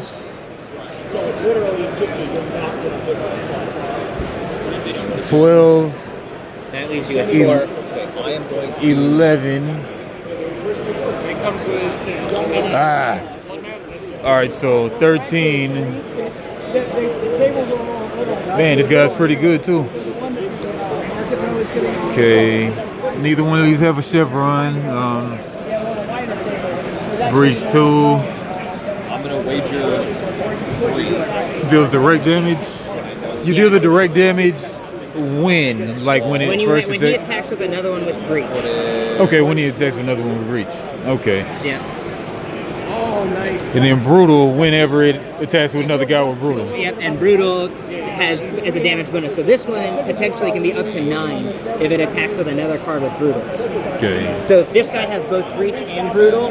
So these 2 cards both would get buffs if you were to attack either of these with Powderfinger, this one would activate Brutal. If you attack Powderfinger and this one, it activates Breach. This card's on top. Oh, before you get to use the ability. Oh, This yeah. one's got this card here. Are you done? And then the Shock Trooper also does. Also has another bonus. It also prevents me from revealing this. So if you attack with the Shock Troopers, I actually can't call on my reserves to attack. Okay. All right, I put up 14, so I get 5, 8, 10, 11, 12, 13. Yeah. Yeah, all right.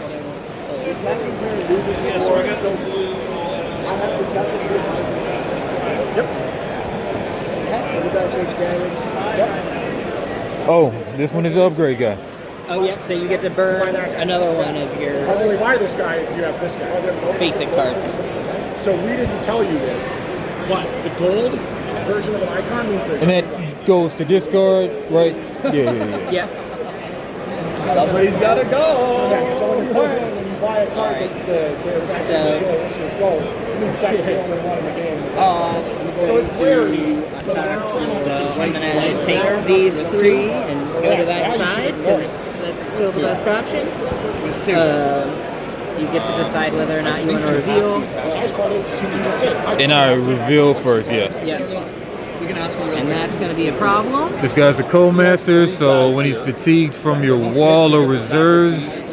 Oh, when he's fatigued, when he comes out, or when what? When he's Died. when he Okay. takes out, yeah, he's taken out of You may play. abandon up to 2 cards from your hand or the treatment pile. Which I've got 2 in the treatment pile. of 3.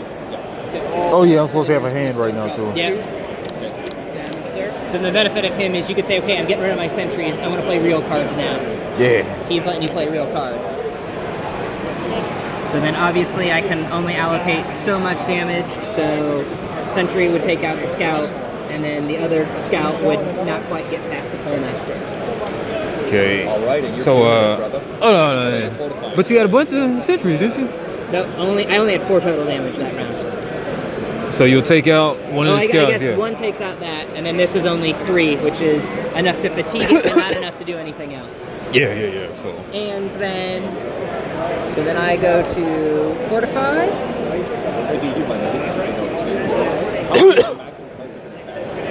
All of them. You could literally do a full court rush and say, I'm gonna run out of help this round. If I have to survive another round of defense, I'm not going to, so I'm pulling everything. So yeah, you could literally drop all 6 all at once. So 4 last time, should I go further? yeah, you could do all 6. Now that being said, that means when it turns around to their turn, if you don't have attachments, there's nothing stopping I can't them do that from one. bodying you with what they've got left. say technically, okay, so you knocked out the scout first. Then you knocked out the co-master. Yeah. Could I go ahead and purge this scout? Correct. Okay. Because the Scout is in that pile. Yeah. Okay.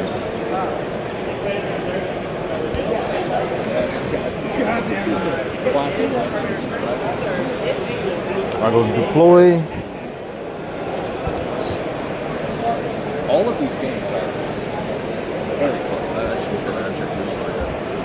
It's 'cause That one's less close. I'm playing way 21, too 67. conservative.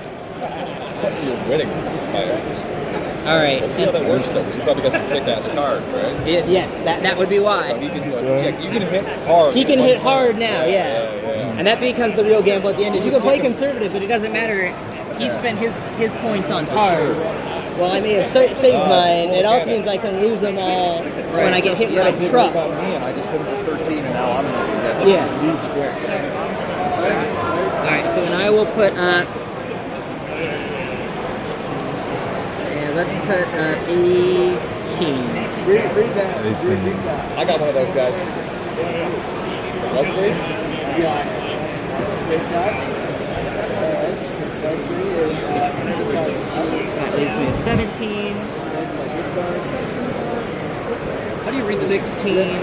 So I'll tell you what that card does. No, you basically have to. It's a shitty card. Yeah. It's the only way to get one of the better cards in the game. Oh, yes. So there's one copy of this and one copy of the better card of the game. You may have already discarded it for us too. I just heard that over here, so I'm giving you that same knowledge. So I would end up recommend- abandoning I wouldn't one, buy but it. that's okay. But that's up to you. Right. The card that it unlocks, we may have already discovered. I don't really understand it. So you need to have it as a prerequisite to buy the other card. If I hit you enough, I can steal it. All right. Sure, let's do that then. And then I will so take then I'm gonna go with, these two, which lets me I'm abandon gonna go with two of these 7. guys. Yeah. And you wild, And then take him Yep. into Yep. treatment. So I'm gonna go with this one here. shock trooper. That's not a bad. He was also Oh, saying and then I forgot. Because I have Fiery Pool of Blood, when I rebuilt my defenses, I lost a health. Okay. Oh, yeah. Because as long as that's active, I continue to take 1 damage at the start, or at the fortify phase. Okay, cool. Okay, that's pretty. All right. All right, deployment. That sucks though. Could we go 1 more and still buy that?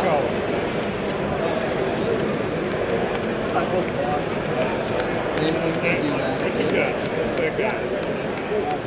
Like, forget what this is.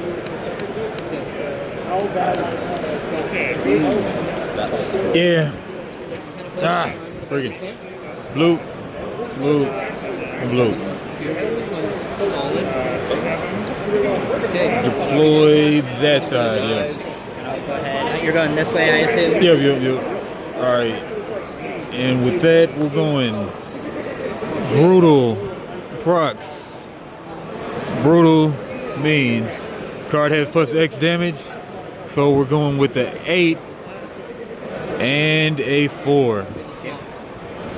And while attacking with operator, other close and or striker allies close have plus 1 attack, so 8 and 5. Yeah. Yeah, 8-5. Yep. And when Powderfinger attacks, deal 1 damage to each defending card being targeted by this attack. You do attack all at once, or you attack like you tap and so attack? that does 1. So this is out right off the bat because it Yeah. takes 1 damage. Okay. So 8 and 5. Yep.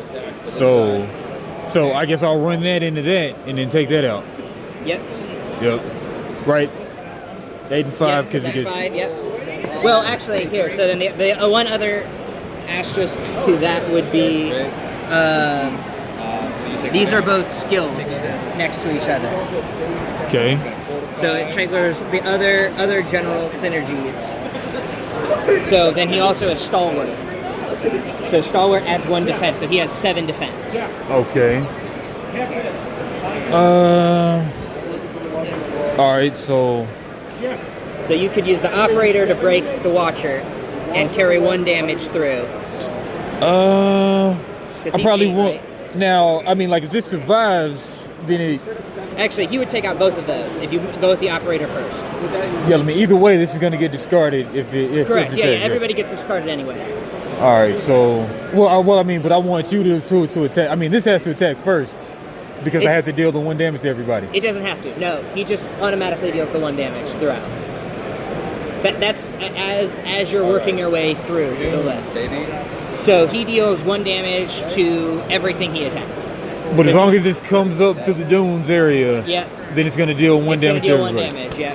Okay. So So then the operator could take out the Watcher, which only leaves the Sentry to soak the damage, and that would take out the Sentry. okay, like and he's swinging 8, right? Yeah, because he's swinging 8. This guy's got Yep. 7. I guess he's got 1, and so he has 6. He has 1 remaining. Yeah. All right. So I'll do that with no more trample though to body, right? Correct. So there's All right. nothing left, and then that leaves this guy. He's a And 5. he's got 5. 5 and 7. She appears to be working well for you. 5 and 2. So. Yep, 7. Yep. So then that leaves me 41. What I think I'd rather have it as medic. Wait, hold on. At least think of this as a motion. I don't want that motion. Yep. Right. They're out of there. All right. Fortify. Smart. And that would be, this guy gets discarded. This is definitely here.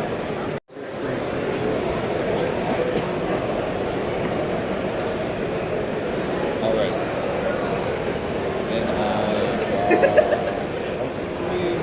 Exit train!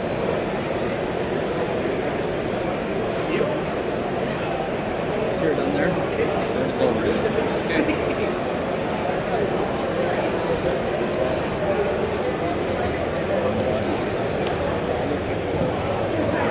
Load up that last one. Okay. I am going to catch these. And then you do your dunes phase. Okay, free. 21 to 41. And that's where decision time gets tough. Yeah, this one is real. Alright. Let's put up These two here. 10. And so I have to activate this one. 1, You didn't have to reveal it at this point. 2, 3, 4, 5, 6, 7. Alright, one more. 5. Okay, 5, 6, 7, 8, 9, 10. Yeah. So you can pick up that one. Okay. Oh, this is an upgrade guy. And so that That goes goes there. right out. And then you can technically upgrade a scout or whatever.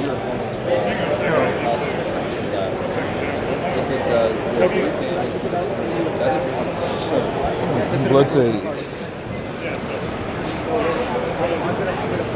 That is absurd. So, you want to do these two? 6. Alright. One is patient XD.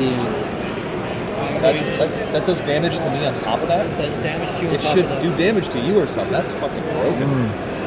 When deployed alone, infiltrating may fatigue up to 2 cards of any opponent's walls with a total of cost of 6 or less. If it does, like That is I guess you would have a interesting. trap card or something to stop prevent it from happening. Alright, If it so does, I'll deal attack with 3 who I've damage got. to your opponent's H2. We are gonna go that direction. That is a complete that fucks me royally. And And then I'm gonna I guess you get to decide whether or not you want to defend with your reserve. Okay. Yeah.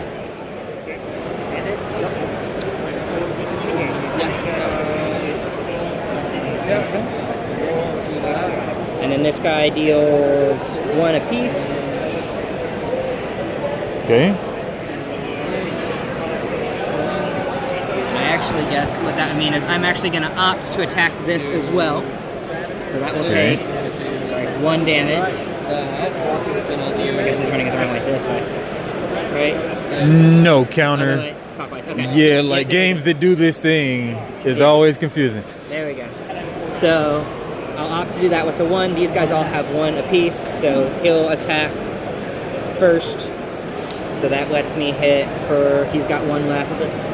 So that hits for 2. He said he's at the hotel right now. hits for 1 left over. Okay. One That's left right, he's got over. 1 health, so 3 to those remaining 2 hits for 1, and Nah. this hits for 5. Now you're saying you're taking out both of these? Well, with- because you would attack this guy, right? And Yeah. he's got 1 health, so that brings this down to 2, and that's fatigued, which means this guy's still defending with 1 health left. Okay. Now, like it works like that? It's not body on body attacking, or? It's, Oh, it's you're just right. pull Okay, that's right. It would be together? follow through witness, so it would be for 2 then. You're right. Yeah, yeah, yeah. So yeah, that's how it is, right? Yeah, correct. Okay, so 19. Just a long time ago, I didn't realize I had that. Wondering why it's so hard to cycle through my cards, and that would explain it. And then Oh, this man. one goes through with 1 remaining and hits for 4. Okay, remaining Puts you 4. down to 50. I think it's my turn now.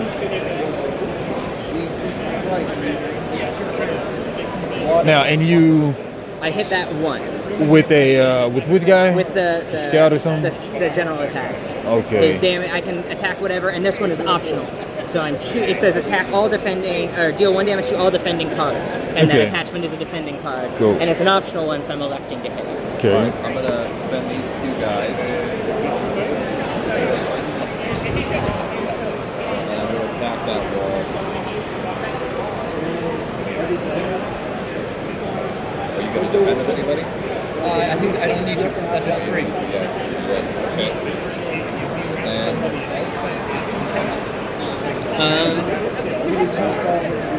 And then because it is during my Dunes phase, so then during the Dunes phase, what I can do is acquire the top card for half its cost. Oh, I also take 1 damage because I've got that stupid defense that deals damage. That thing. So then what I will do is I can check the first card, so I will actually make use of this special ability. Pull this up. I'm going to spend 5, Caleb. Puts me down to 42. And I can get the Ravager for half the cost, so I will go ahead and do that. Take them out. Okay. This one So half the dies. cost would be 2 rounded up. And that's an upgrade, so that will replace actually 1 from my hand. Oh, I forgot to fortify. And then that would be the end of my turn. Hey.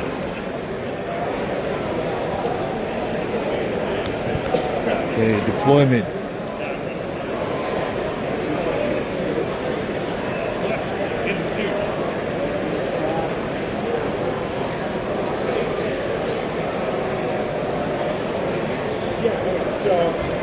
Then when I attack there, This, before you even get here, it's going to deal 3 damage.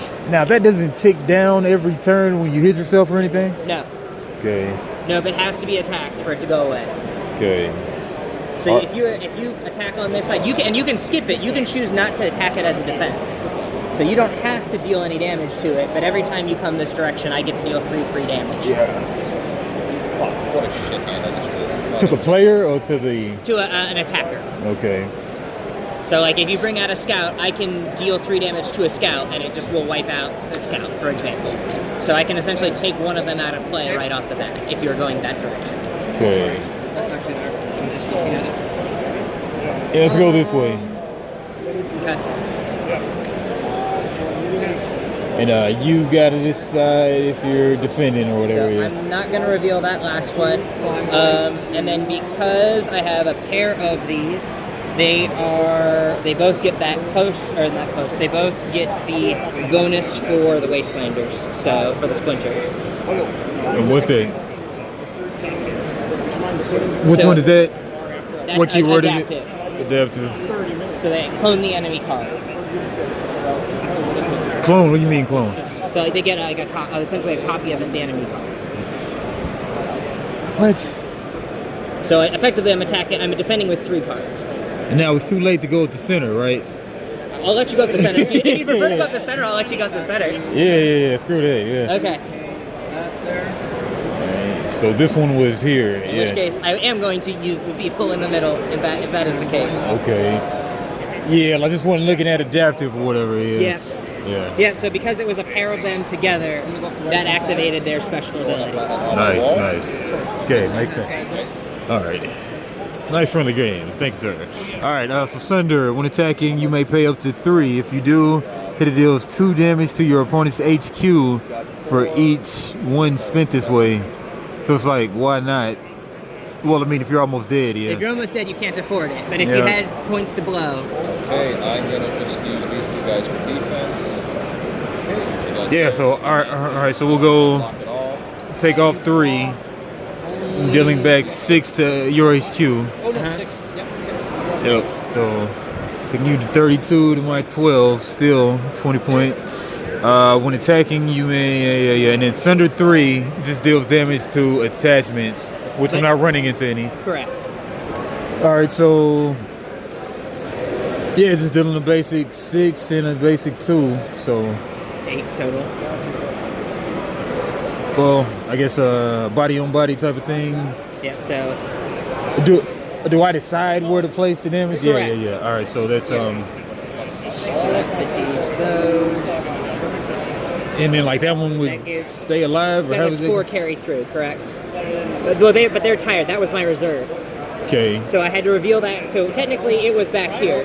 So when you went to do that attack, only the one on the wall was there. So I actually lose both of these.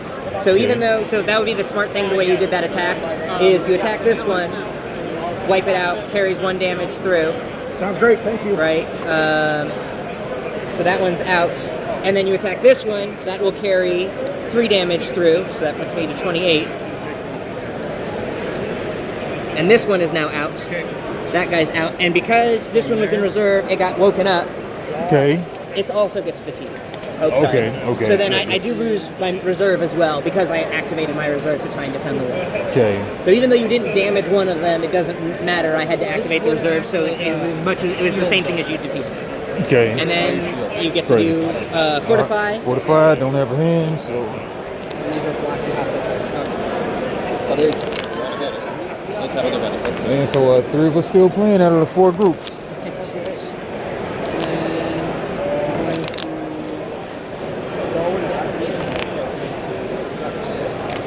Yeah, they've got a lot of life left, 50 and 42.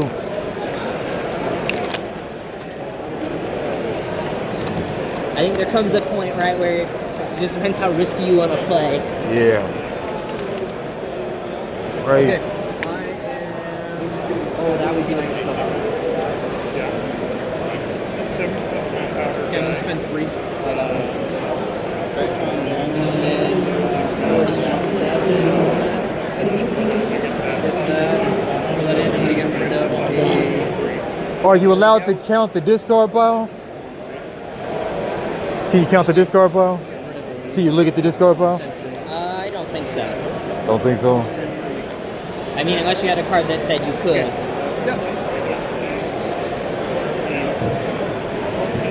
Can you count the discard pile? Can you look at the discard pile? Yeah, you can look at it. Oh, you can? Oh, Yeah, you okay. just gotta leave it in order. Oh, okay. Absolutely, it's available to look at.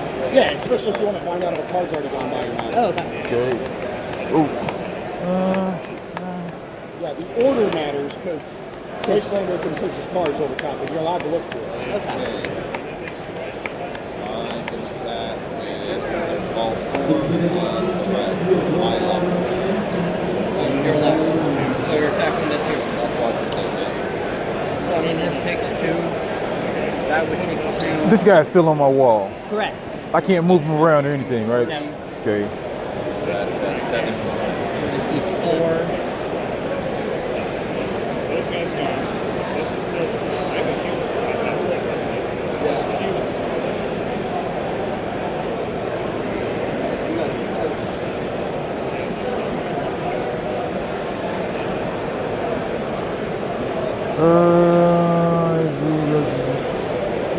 Okay, I'll play these 3 here.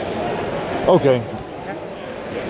All right, And then so you get to do your Dunes phase, or Dunes. skip it, depending These on if guys you stack. prefer to. I guess you get to reveal one regardless. well, yes, I'll do that. Get their own bonuses. And then it depends if you want to gamble anything or pass. All right, so down to 12 life versus 28 life. 6, 6, 9. 6 plus 6 is 12. 3 is 15. Could take a squad leader. 16 damage. Yeah, how much defense? I got nothing in hand, but at the end of the dunes, you draw in. 9 damage Yeah. goes through. That thing turns. So I'm at 40. If you do it from hand, it replaces the card in hand. Or? Correct. 38. Because it's an upgrade to a card in hand. Yeah. So you could technically take exactly 2 and upgrade to next one. I'll do 2.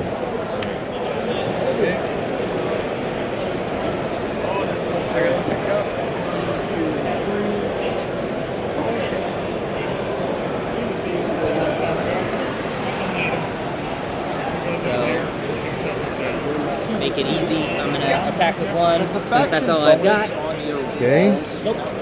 Go on this side. Actually, am wall going cards are not to make actually use considered of on the this. wall, So attack So they that. don't count towards faction synergy. And then I guess your wall guy is under here, right? That's up 2. Oh, yeah. And that leaves me with 1. So what I will do is attack that salvager. See, I think this is the guy you need with this. Okay, so it's 1. So it stays alive. You said you only had 1 damage going through? 3. 3. Or so 1 less, so 2. 1 left, so 2. Yeah, going through, which would be enough Yeah. to at least exhaust the salvager. Yeah. I'm going to pass the Doom Fist. Get rid of Yep. 2. start this guy. I mean, it's pretty tough. Sure. Big person that uses that stuff to go through that. Alright, so I'm going to grab 2 cards. I mean, like, we're gonna try.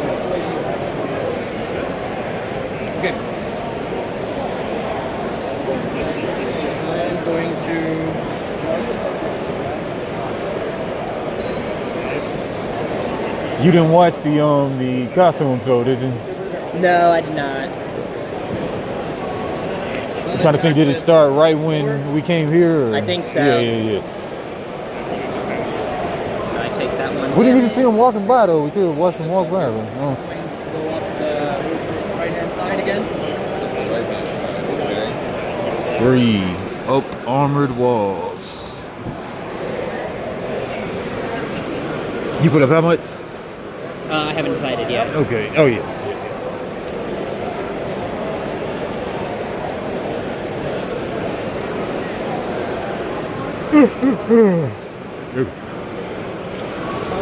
Now we got a 42 versus a 38 over here. And a 51 versus an 18 over there. Even worse gap than our game. But, It's a 10 and 15, bro. 15. Sorry, 18 and 15. Okay, 15 and 18. Okay, my bad. Count to 0. Count to 0.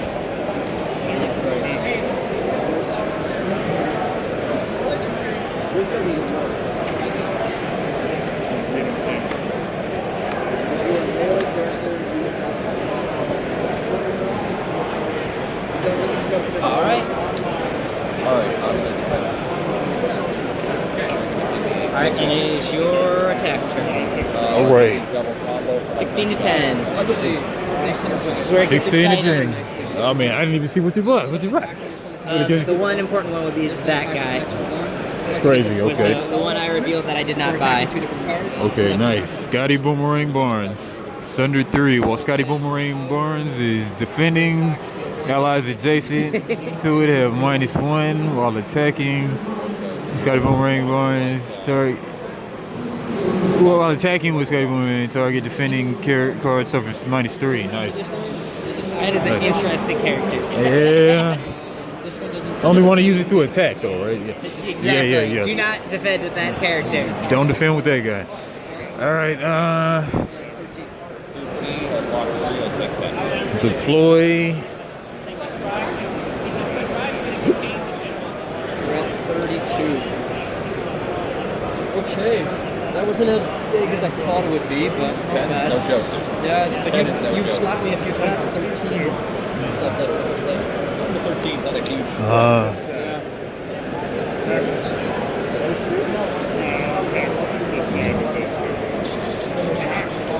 Happy you didn't pair those two guys together. Those guys were good.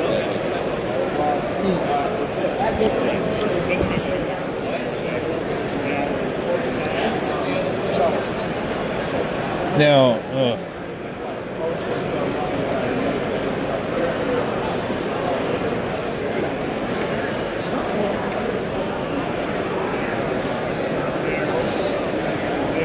gotta go through 4 anyway. It goes, but I won't have to deal with that one. But I have to deal with that one. Yep. Those could be crap under there. But I don't know. All right, 3 versus 4, or, and then what's that do? I just had 3. Just armor. 3 armor. So that one gets nothing special, but you must go through it. 3 armor. All right.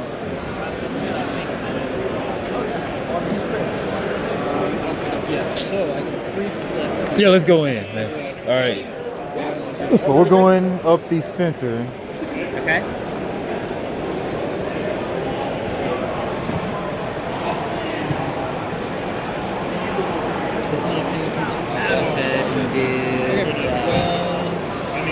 Gambling! Actually, that guy's got 5, isn't it? All right, going through both. All right, and maybe should have went to that side, maybe. All right, so I'm coming with skilled, and that's triggers X other general synergies. Yep. So what does that mean? So you can trigger an additional general synergies.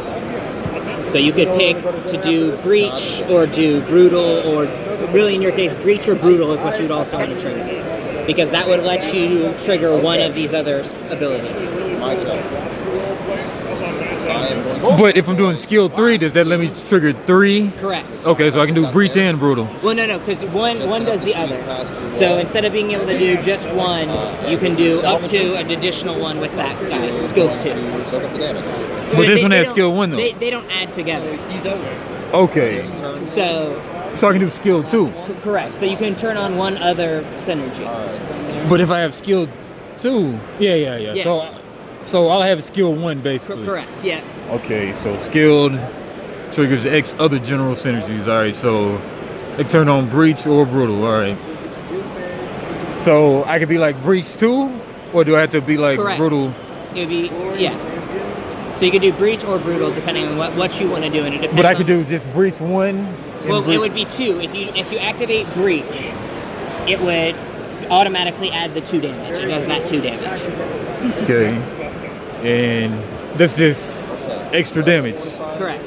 That's direct damage. Okay. Definitely don't want to flip this one. And then brutal, Y'all know what that one is. that is, the card has plus X damage.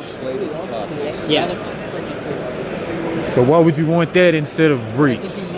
If you are gonna go trying to go, I guess the real answer would be if you're trying to exhaust a card. To kill cards, yeah, okay. Yeah, because right, you have to go through these 2, and then you have to go through these 2. All right, so let's go ahead and go brutal then. Okay. Hey, yeah, brutal. All right, so He becomes the target of an attack before damage. striker and or melee allies have +2 and -2 defense. So, Like, let's say it's here. so striker and melee, So striker he gets 7. So at some point, Striker and melee, 7, but he has 7-2. Yes. 7-2. His card takes 2 damage for attacking that wall. All right, so 7-2. I'm gonna take 2 damage. These kinds of cards are lane controlled. You're basically saying if I have a card here and a card here, you're definitely going this way, unless you want to either take 2 damage or maybe you have something else here. All right, so 7-2. Yeah, it's like I'm a player 7-2 basically punishes the player and for 5, attacking so I could. So the counter to why it's not just the best card always is that he doesn't have to deal with damage if he doesn't want to. So I mean, But is it he's like taking damage. I have to go in order, or? Yeah, you assign There's a number damage. of cards in here that have less Okay, than so 2 7. So if you had that card down and he swung at you with like powder So that would finger, for take- instance, Well, you could say, okay, well, actually, so if I just did it like this, his wall's been targeted by the 7. Well, that you have to go through these 2 first. Okay, So okay. he Yeah, says that's These it. 2 have to be cleared, and then these 2 are essentially waiting behind. The answer is if he says, However "I'll you take would this wall," do you say, that. okay, Okay. powder finger takes 2 damage. All right, Powder finger doesn't get to go off. Oh, at the start of my Dunes phase. Did I ever do my Dunes phase? But, Not yet. okay, You do okay. that after this. Okay, so this guy has to live for the Dunes phase Yeah. benefits So to go since off? you've already deployed him, you wouldn't be able to use that ability. This card before damage. Because right after at the end of this, he's gonna go here regardless. Okay. For treatment. All right, but he has breach too. All right. Yeah. All right. So 7. Yeah. 7 is going here, Okay. So that's out. and then this one, once it attacks, is pretty much out of there anyway. Yeah. All right. 7, and then I do what? 5 You trample. do 5. So then I can block with this guy because I'm calling in the reserves. Okay. So then that lets me move him up to soak the rest of that. Okay, cool. So we were kind of doing it wrong at first, or? Well, we only were 1 deep. Okay, yeah. Before it almost didn't matter because everything Okay. was so simple. There wasn't extra depth to call up. Gotcha. And also we have an attack down the mid lane because you have 2 sets of reserves, so you can actually True. dictate that. Very true. All right. Breach 2, card deals direct damage, so. So that would get dealt beforehand anyway. So. Okay. Oh, I got it. So yeah, I just deal the 6 there. I guess I have to do it. So that'd be 2. Yep. And then it would deal 1 and pass through. Yeah. And yeah. All right. And then what does he have left? Deployed alone. When deployed alone, but it's not deployed It wasn't alone. deployed alone. Okay, so, but skilled though. Did have skilled. We already did that. So yeah, did we do that? yeah, because that's how you activated breach. Hello? I'm at red. We're wrapping up. So it's by the Hall B sign. If you keep going, it then says B. I'm going to Oh no, I'm at all the I didn't know you were looking for me. Some cards are better than others. I don't know, man. It's still kicking ass right now. It's a wild. Very situationally kicks ass. Yeah. Some cards are better than others. I just revealed that. Oh, 5 direct damage. So, Yep. It also depends on what your opponent has. If they have only a bunch of really expensive cards. For the dunes, I guess I won't worry about buying anything. Okay. So this one scoots. Goes there. I should have That one flips down. I don't know if it really matters. And then discard. Okay, get the dudes. Dueling these guys.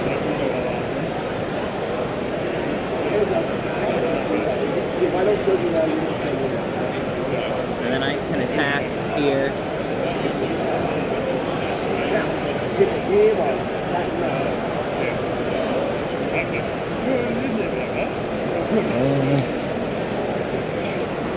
That would be pretty big for me. Are you guys legit 9 and 5 health? Yes. No, 10 and 10 and 8. 10 and 8. 10 and 8. You guys have been there for a while. Yeah. Well, yeah. So I'm at 35. All right. It's fantastic. 35 and 25. 10 and 8 is a good game. I know, right? Come down to the wire. Coming down.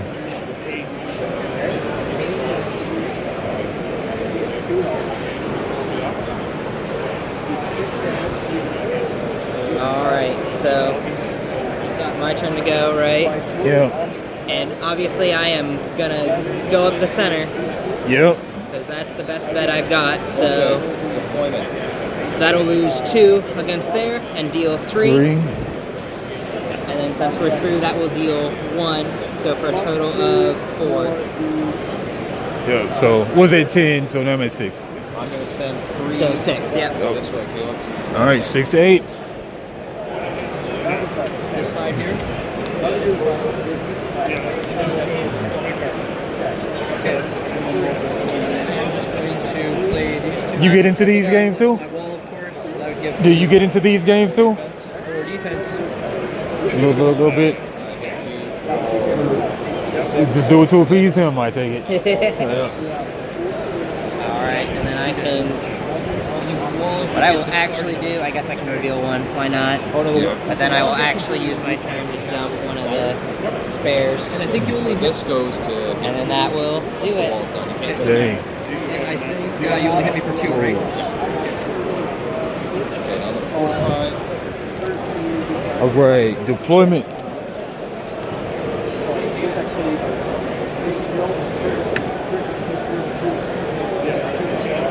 What else did you get to look at?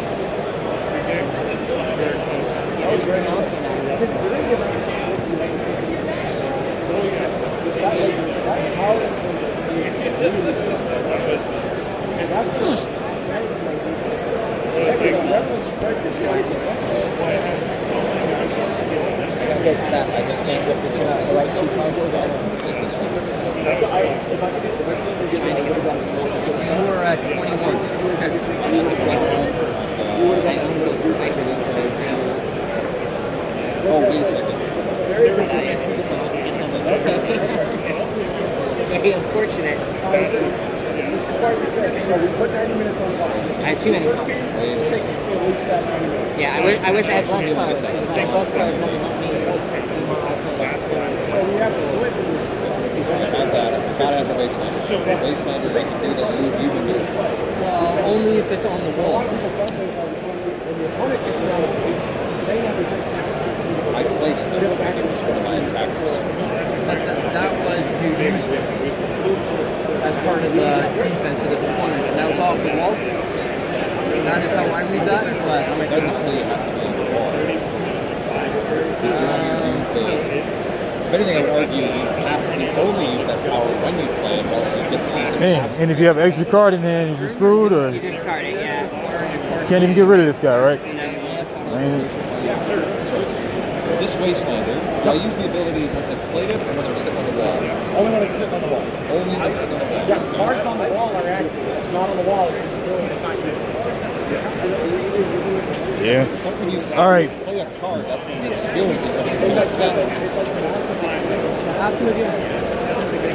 So what I mean is that in order for you to it has to be on the wall during your dues phase. So then you would do. So I've already deployed, right? Correct. It is not. Deploying would have been you send out whatever you had left. Yeah. What the?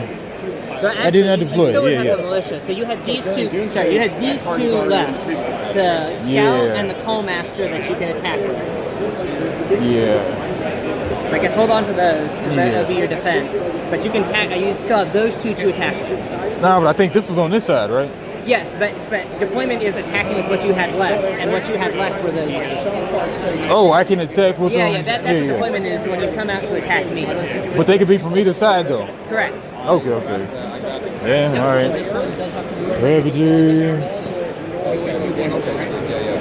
Some of the things to note is that, like, specifically on the pup states, who's on the wall, and everybody says, I'm going to attack this wall. The moment he says those words, you deal 2 damage to one of his cards, which could remove That gives you a very tough choice, So Powder Finger, because for instance, has 1 health, right? If you were like, I'm attacking that wall, great, before Powder Guess I'll go Finger- through the middle. Yeah. go through the middle. All right. Yeah. He chooses whether or not he's going to deal any damage to it. And the reason behind that is that eventually that's going to cause him I wouldn't need to do that. So because you got 6 to my 6 attack to my 8. So you start stacking your good cards back in. I guess I let you assign damage however you would like to. Okay. Yeah, we got to get rid of this guy. So. The whole point of giving it Well, and he would soak that. So Well, I guess first that guy and then that guy. and then that guy, and that would just take the sniper off the wall. Yeah, even though we won't get that far, but I'll call this guy. It's the right play. It's technically the right play. Yeah. And then you'd get to reset up your defenses, which lets you play that extra card that you were Oh yeah. unhappy with having sit there for so long. Definitely. So All right. I'm going to actually pull up the gut here. That's valid. So I'm attacking you for 9. So it's a 6 to 8 still. from the reserves, which it was. To attack, you may target 1 card in your opponent's reserve. You may not reveal the target So I'll grab these. So some of it is the base game. Oh, I guess these were hidden, so all 13 extra factions. I'm attacking with these. So like stuff that exists. Okay. We're going to that Some far of these side. things are because we also do other things. I'm coming at you for So 9. you get to decide whether you want to activate the reserve or not. And then we clean up every ideas. And then like the base game becomes irrelevant as soon as the other expansions come out, right? You says No, I don't have to. 3. So we designed the Yeah, whole better. game and all of its expansions is an encapsulated idea. So that's why the strain system And then that takes activates decks and the one brutal. I guess brutal doesn't matter because it just increases damage. expansion just full of strain cards that trigger off of this and other strain. So everybody takes the damage. Okay. Do you want to hit the wall? I don't want to hit the wall this time. Okay. And then 3 will take out the shock trooper. Okay. This will do. Why does this card do this? So now it's 13. Right. That's why I'm Should have been doing that. depending on the cards that you want to defend, I'll get an extra attack. Or deal extra damage. So I obviously have to do So the idea is the game typically is pick any 3 factions, slam them together, And then any supplemental content. that 5 lets me hit the operator and knock out the operator for +1 damage since he's weak from Those add all kinds getting of hit mechanics. once. Yeah, so that's 1 trample. So yeah, that just passes 1 damage through, plus another 2. Oh man, support allies. You can choose whether he wants to use Brutal is just attack. It just adds to the black number. Oh yeah, while he's defending, my support allies on your wall have +1. Brutal's only And that got one's two not a deck support. Yep. Yeah. Right. So And then that's one. another 2, so you're down to Card 3. gets brutal 1. It's not brutal 4. Oh yeah, 3. So 3. On the card Yep. goes to that card. Right, so this would act as if a 9, this would act as if 3 to 8. Correct. All right. Alright, I can't use this, so I have to use this guy. Okay, I take 1 damage regardless because of the wall, Whoa. which really hurts now. Oh yeah. each other? Not on defense. Okay. So then because we have an extra 3, this was 9, 4, 13, plus 3, 16 altogether. 7 damage. Nitpicking Nerds! What's happening? So that's the only reason you like discard your draws at the end. And that's because the two fractions All right. are now And then, like before, YouTubers. Oh, no, no. Yeah, I mean, they're famous YouTubers. Yeah. Oh, yeah, half of them. Well, I mean, she's the new one because the other guy left. Yeah. He might start up a new YouTube channel or something. And he vows to make it as successful as the Nitpicking Nerds, at least. Yeah. Did they shut down the channel? They're going to make every other deck holder in the No, I mean, they're still going with them, too. They'll be good. Oh. all right, and then I am armored up, and it is your turn. There is some intentional, like, All right, deploy. Send out whatever you're going to send out to attack, and figure out where you're going. Hold on, so this whole time we could have been attacking with everybody? Yeah, you could do a full court rush. Now, but the problem with that is, right? On your defense phase, you have no one left to defend. So whenever you don't kill here, like right, you better go through the middle and kill everybody here because these two. Minimum of 5 cards. This is true. Yeah. So it's the next loss of I 1 guess card. you could. So I guess over time it would whittle you down a little bit, perhaps. So, but yeah, that's true. I didn't think about that.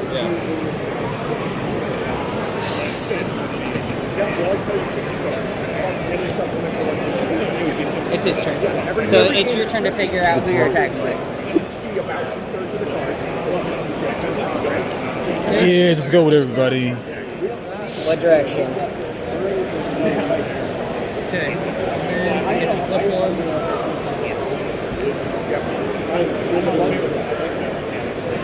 There is a intentional memorization. If you're not paying attention, you forget. Through the middle. Through the middle. What's this guy's again? 3. And it's not 3. Crazy.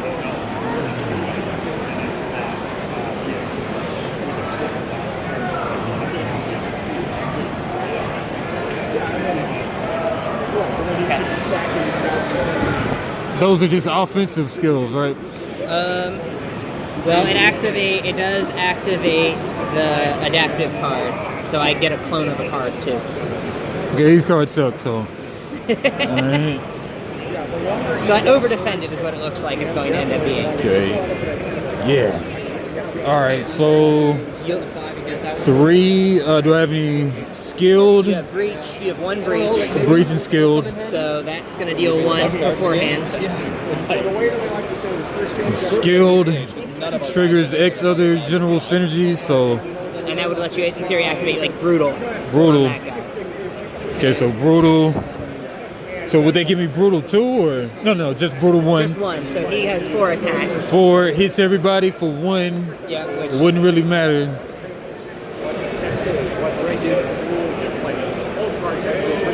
so 4 will let him take out the glorious champion.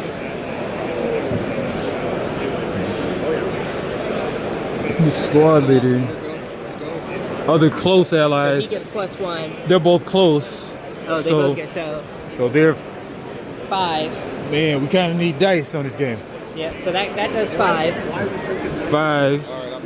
and this does 4, and this does 3. In attack. Okay, so 5 there, Okay. and then he pings everybody for 1. Yeah. Oh, I mean, do I have a trample? No, 4. Brutal. It has brutal too. So that would carry through 1 damage here. So that's to 2. That's the 2. Yeah. Take it. 4 to 5. Now, okay, Melissa. No other Melissa. No.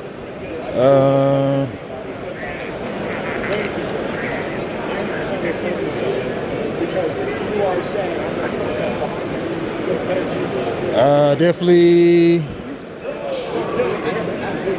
This is a 4. 4. Yep. All right, so So that would hit for 2. trample. Well, yeah, trample 2. Yep, because that would hit for 2.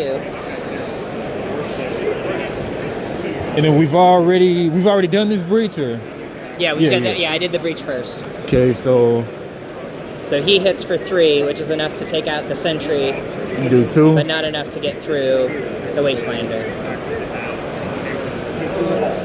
Which this was a reserve, so the reservist goes back anyway, and that one gets exhausted. And then you draw up your 5 and rebuild. Cool.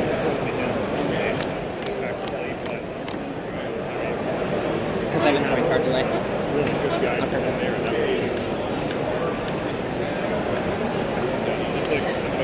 Hey, So I'm going to you draw up at dunes. Infiltrator. What? You draw up at the dunes phase, or Yeah, so you draw up now to fortify, so now you fortify. I draw up to fortify. Yeah, so you fortify first, then you do the dudes. Okay. So you do those 5 and lay out those 5 however you would like. They also do a vector back to the system. And that's where the balance is. Because it's real bad as we when it locks you into your. So we went with one of the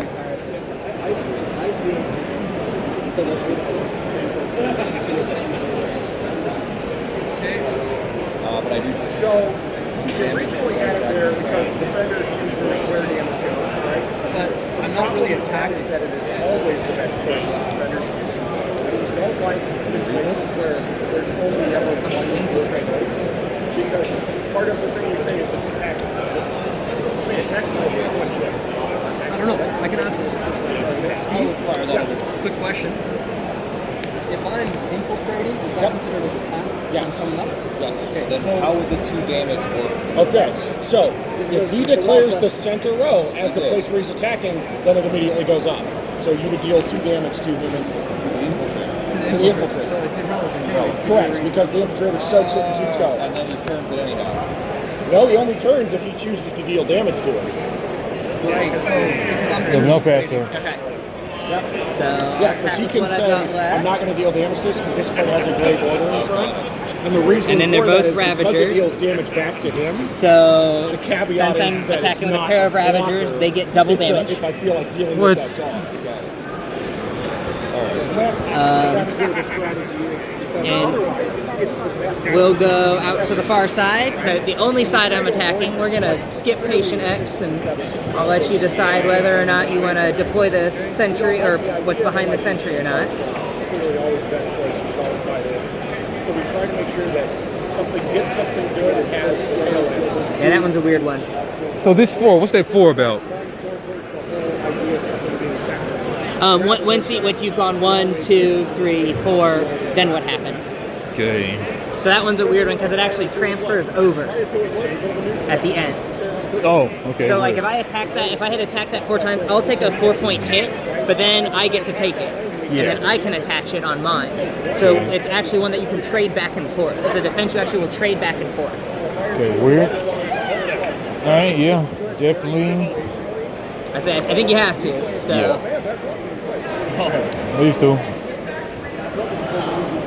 all right, so hits for 1 regardless. We'll use the. I'm going to do that. 22 on that now. Salvager, I guess, to get through the sentry. And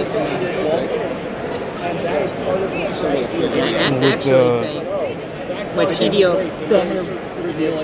No, well, I mean, yeah, Because that's he good. has Yeah. double the attack, so that would do it. Oh, Only because there's 2 of them. Crazy. yeah, GG's. Yeah. I was A lot actually of looking at trouble. the Ed gun like, I think I got to survive another round. Yeah. But- Ravagers, man. Yeah, so having the 2 Ravagers together, that devastating. For the folks. Yeah. With X total Ravagers, double this card's damage. Which makes them go from both being not so great to actually really, really good. Yeah, I mean, Ravager seems like the best skill, huh? That is good. Well, here's the disappointing thing. That's what I was working on trying to set up this whole game. Okay, 2 of them. Which, if you had the 2 of them, the ability of this guy is when you would go to attack, if you attacked, as long as they were next to each other, this guy lets me snipe a guy before he even gets to the wall. Crazy. And then if this one I send out to attack the next round, this guy gets to stay on the wall, but also attack like he's present. Ridiculous. Which is the crazy combo. Ridiculous. I should have been getting this guy off more. Yeah. But if I would have gotten to attack, then I could have killed you. Oh yeah, easy. Yeah. Yeah. But Right there at the end, it was whoever was gonna weather but the you had the storm revenue, just a little bit better. Yeah. But I had no life. Well, we both, yeah. 2 life. I could have invested 2 to drop you down to 4, and then Yeah. go down to 5. Yeah. Actually, we probably could have done it just without 2, right? Invested the 2 and just said, okay, I'm investing the 2. That's it. And then 4. Yeah. GG's. Like, you have it at home though, right? You have the game at home already? No, not yet. They haven't delivered yet. Not yet. Yeah. It was supposed to. We were supposed to get it last month, but in like everything else, post-COVID, logistics are a mess. So it should be coming in like this week, next week, something like that. So. But you're picking it up here though, right? No. Why not? I had mine shipped ahead of time. Okay. I wasn't sure I was gonna make it here. Okay, gotcha. Yeah, I got mines in a nice mat. Yeah. We get all 3 mats or just the 2, you know? I think all 3. Okay, nice. So. Makes sense. So and then he's got the expansion. He's got the alpha of the expansion. I don't know if you looked at that. Okay. That's not out yet. Okay. But he has the alpha for the next 3 factions. Okay. Can we buy it or no? Not yet. No. Okay. No. There's still placeholder art and everything else. So. Cool. And they're still doing final tweaking, but Cool. it's cool. There's a fire-based group, like a faith-based group, and then a more melee-intensive group. Okay. You been following Discord or you been following Becker Kid or whatever? But both that and Kickstarter. So. Okay. Nice. All right. Well, good. You know how to play too, or barely, or okay? A little bit. But you got to learn now, though. Yeah, we played early last year. Okay. So. But y'all are going to be playing it more now that he's going to have it, right? Okay. Exactly. But you don't really want to, but you're just going to go ahead and do it, though. Yeah, it's a little complicated. All right. All right. Well, good playing with you. I guess give him a peace out, guys. Peace out. Peace out. All right. All Yeah. right.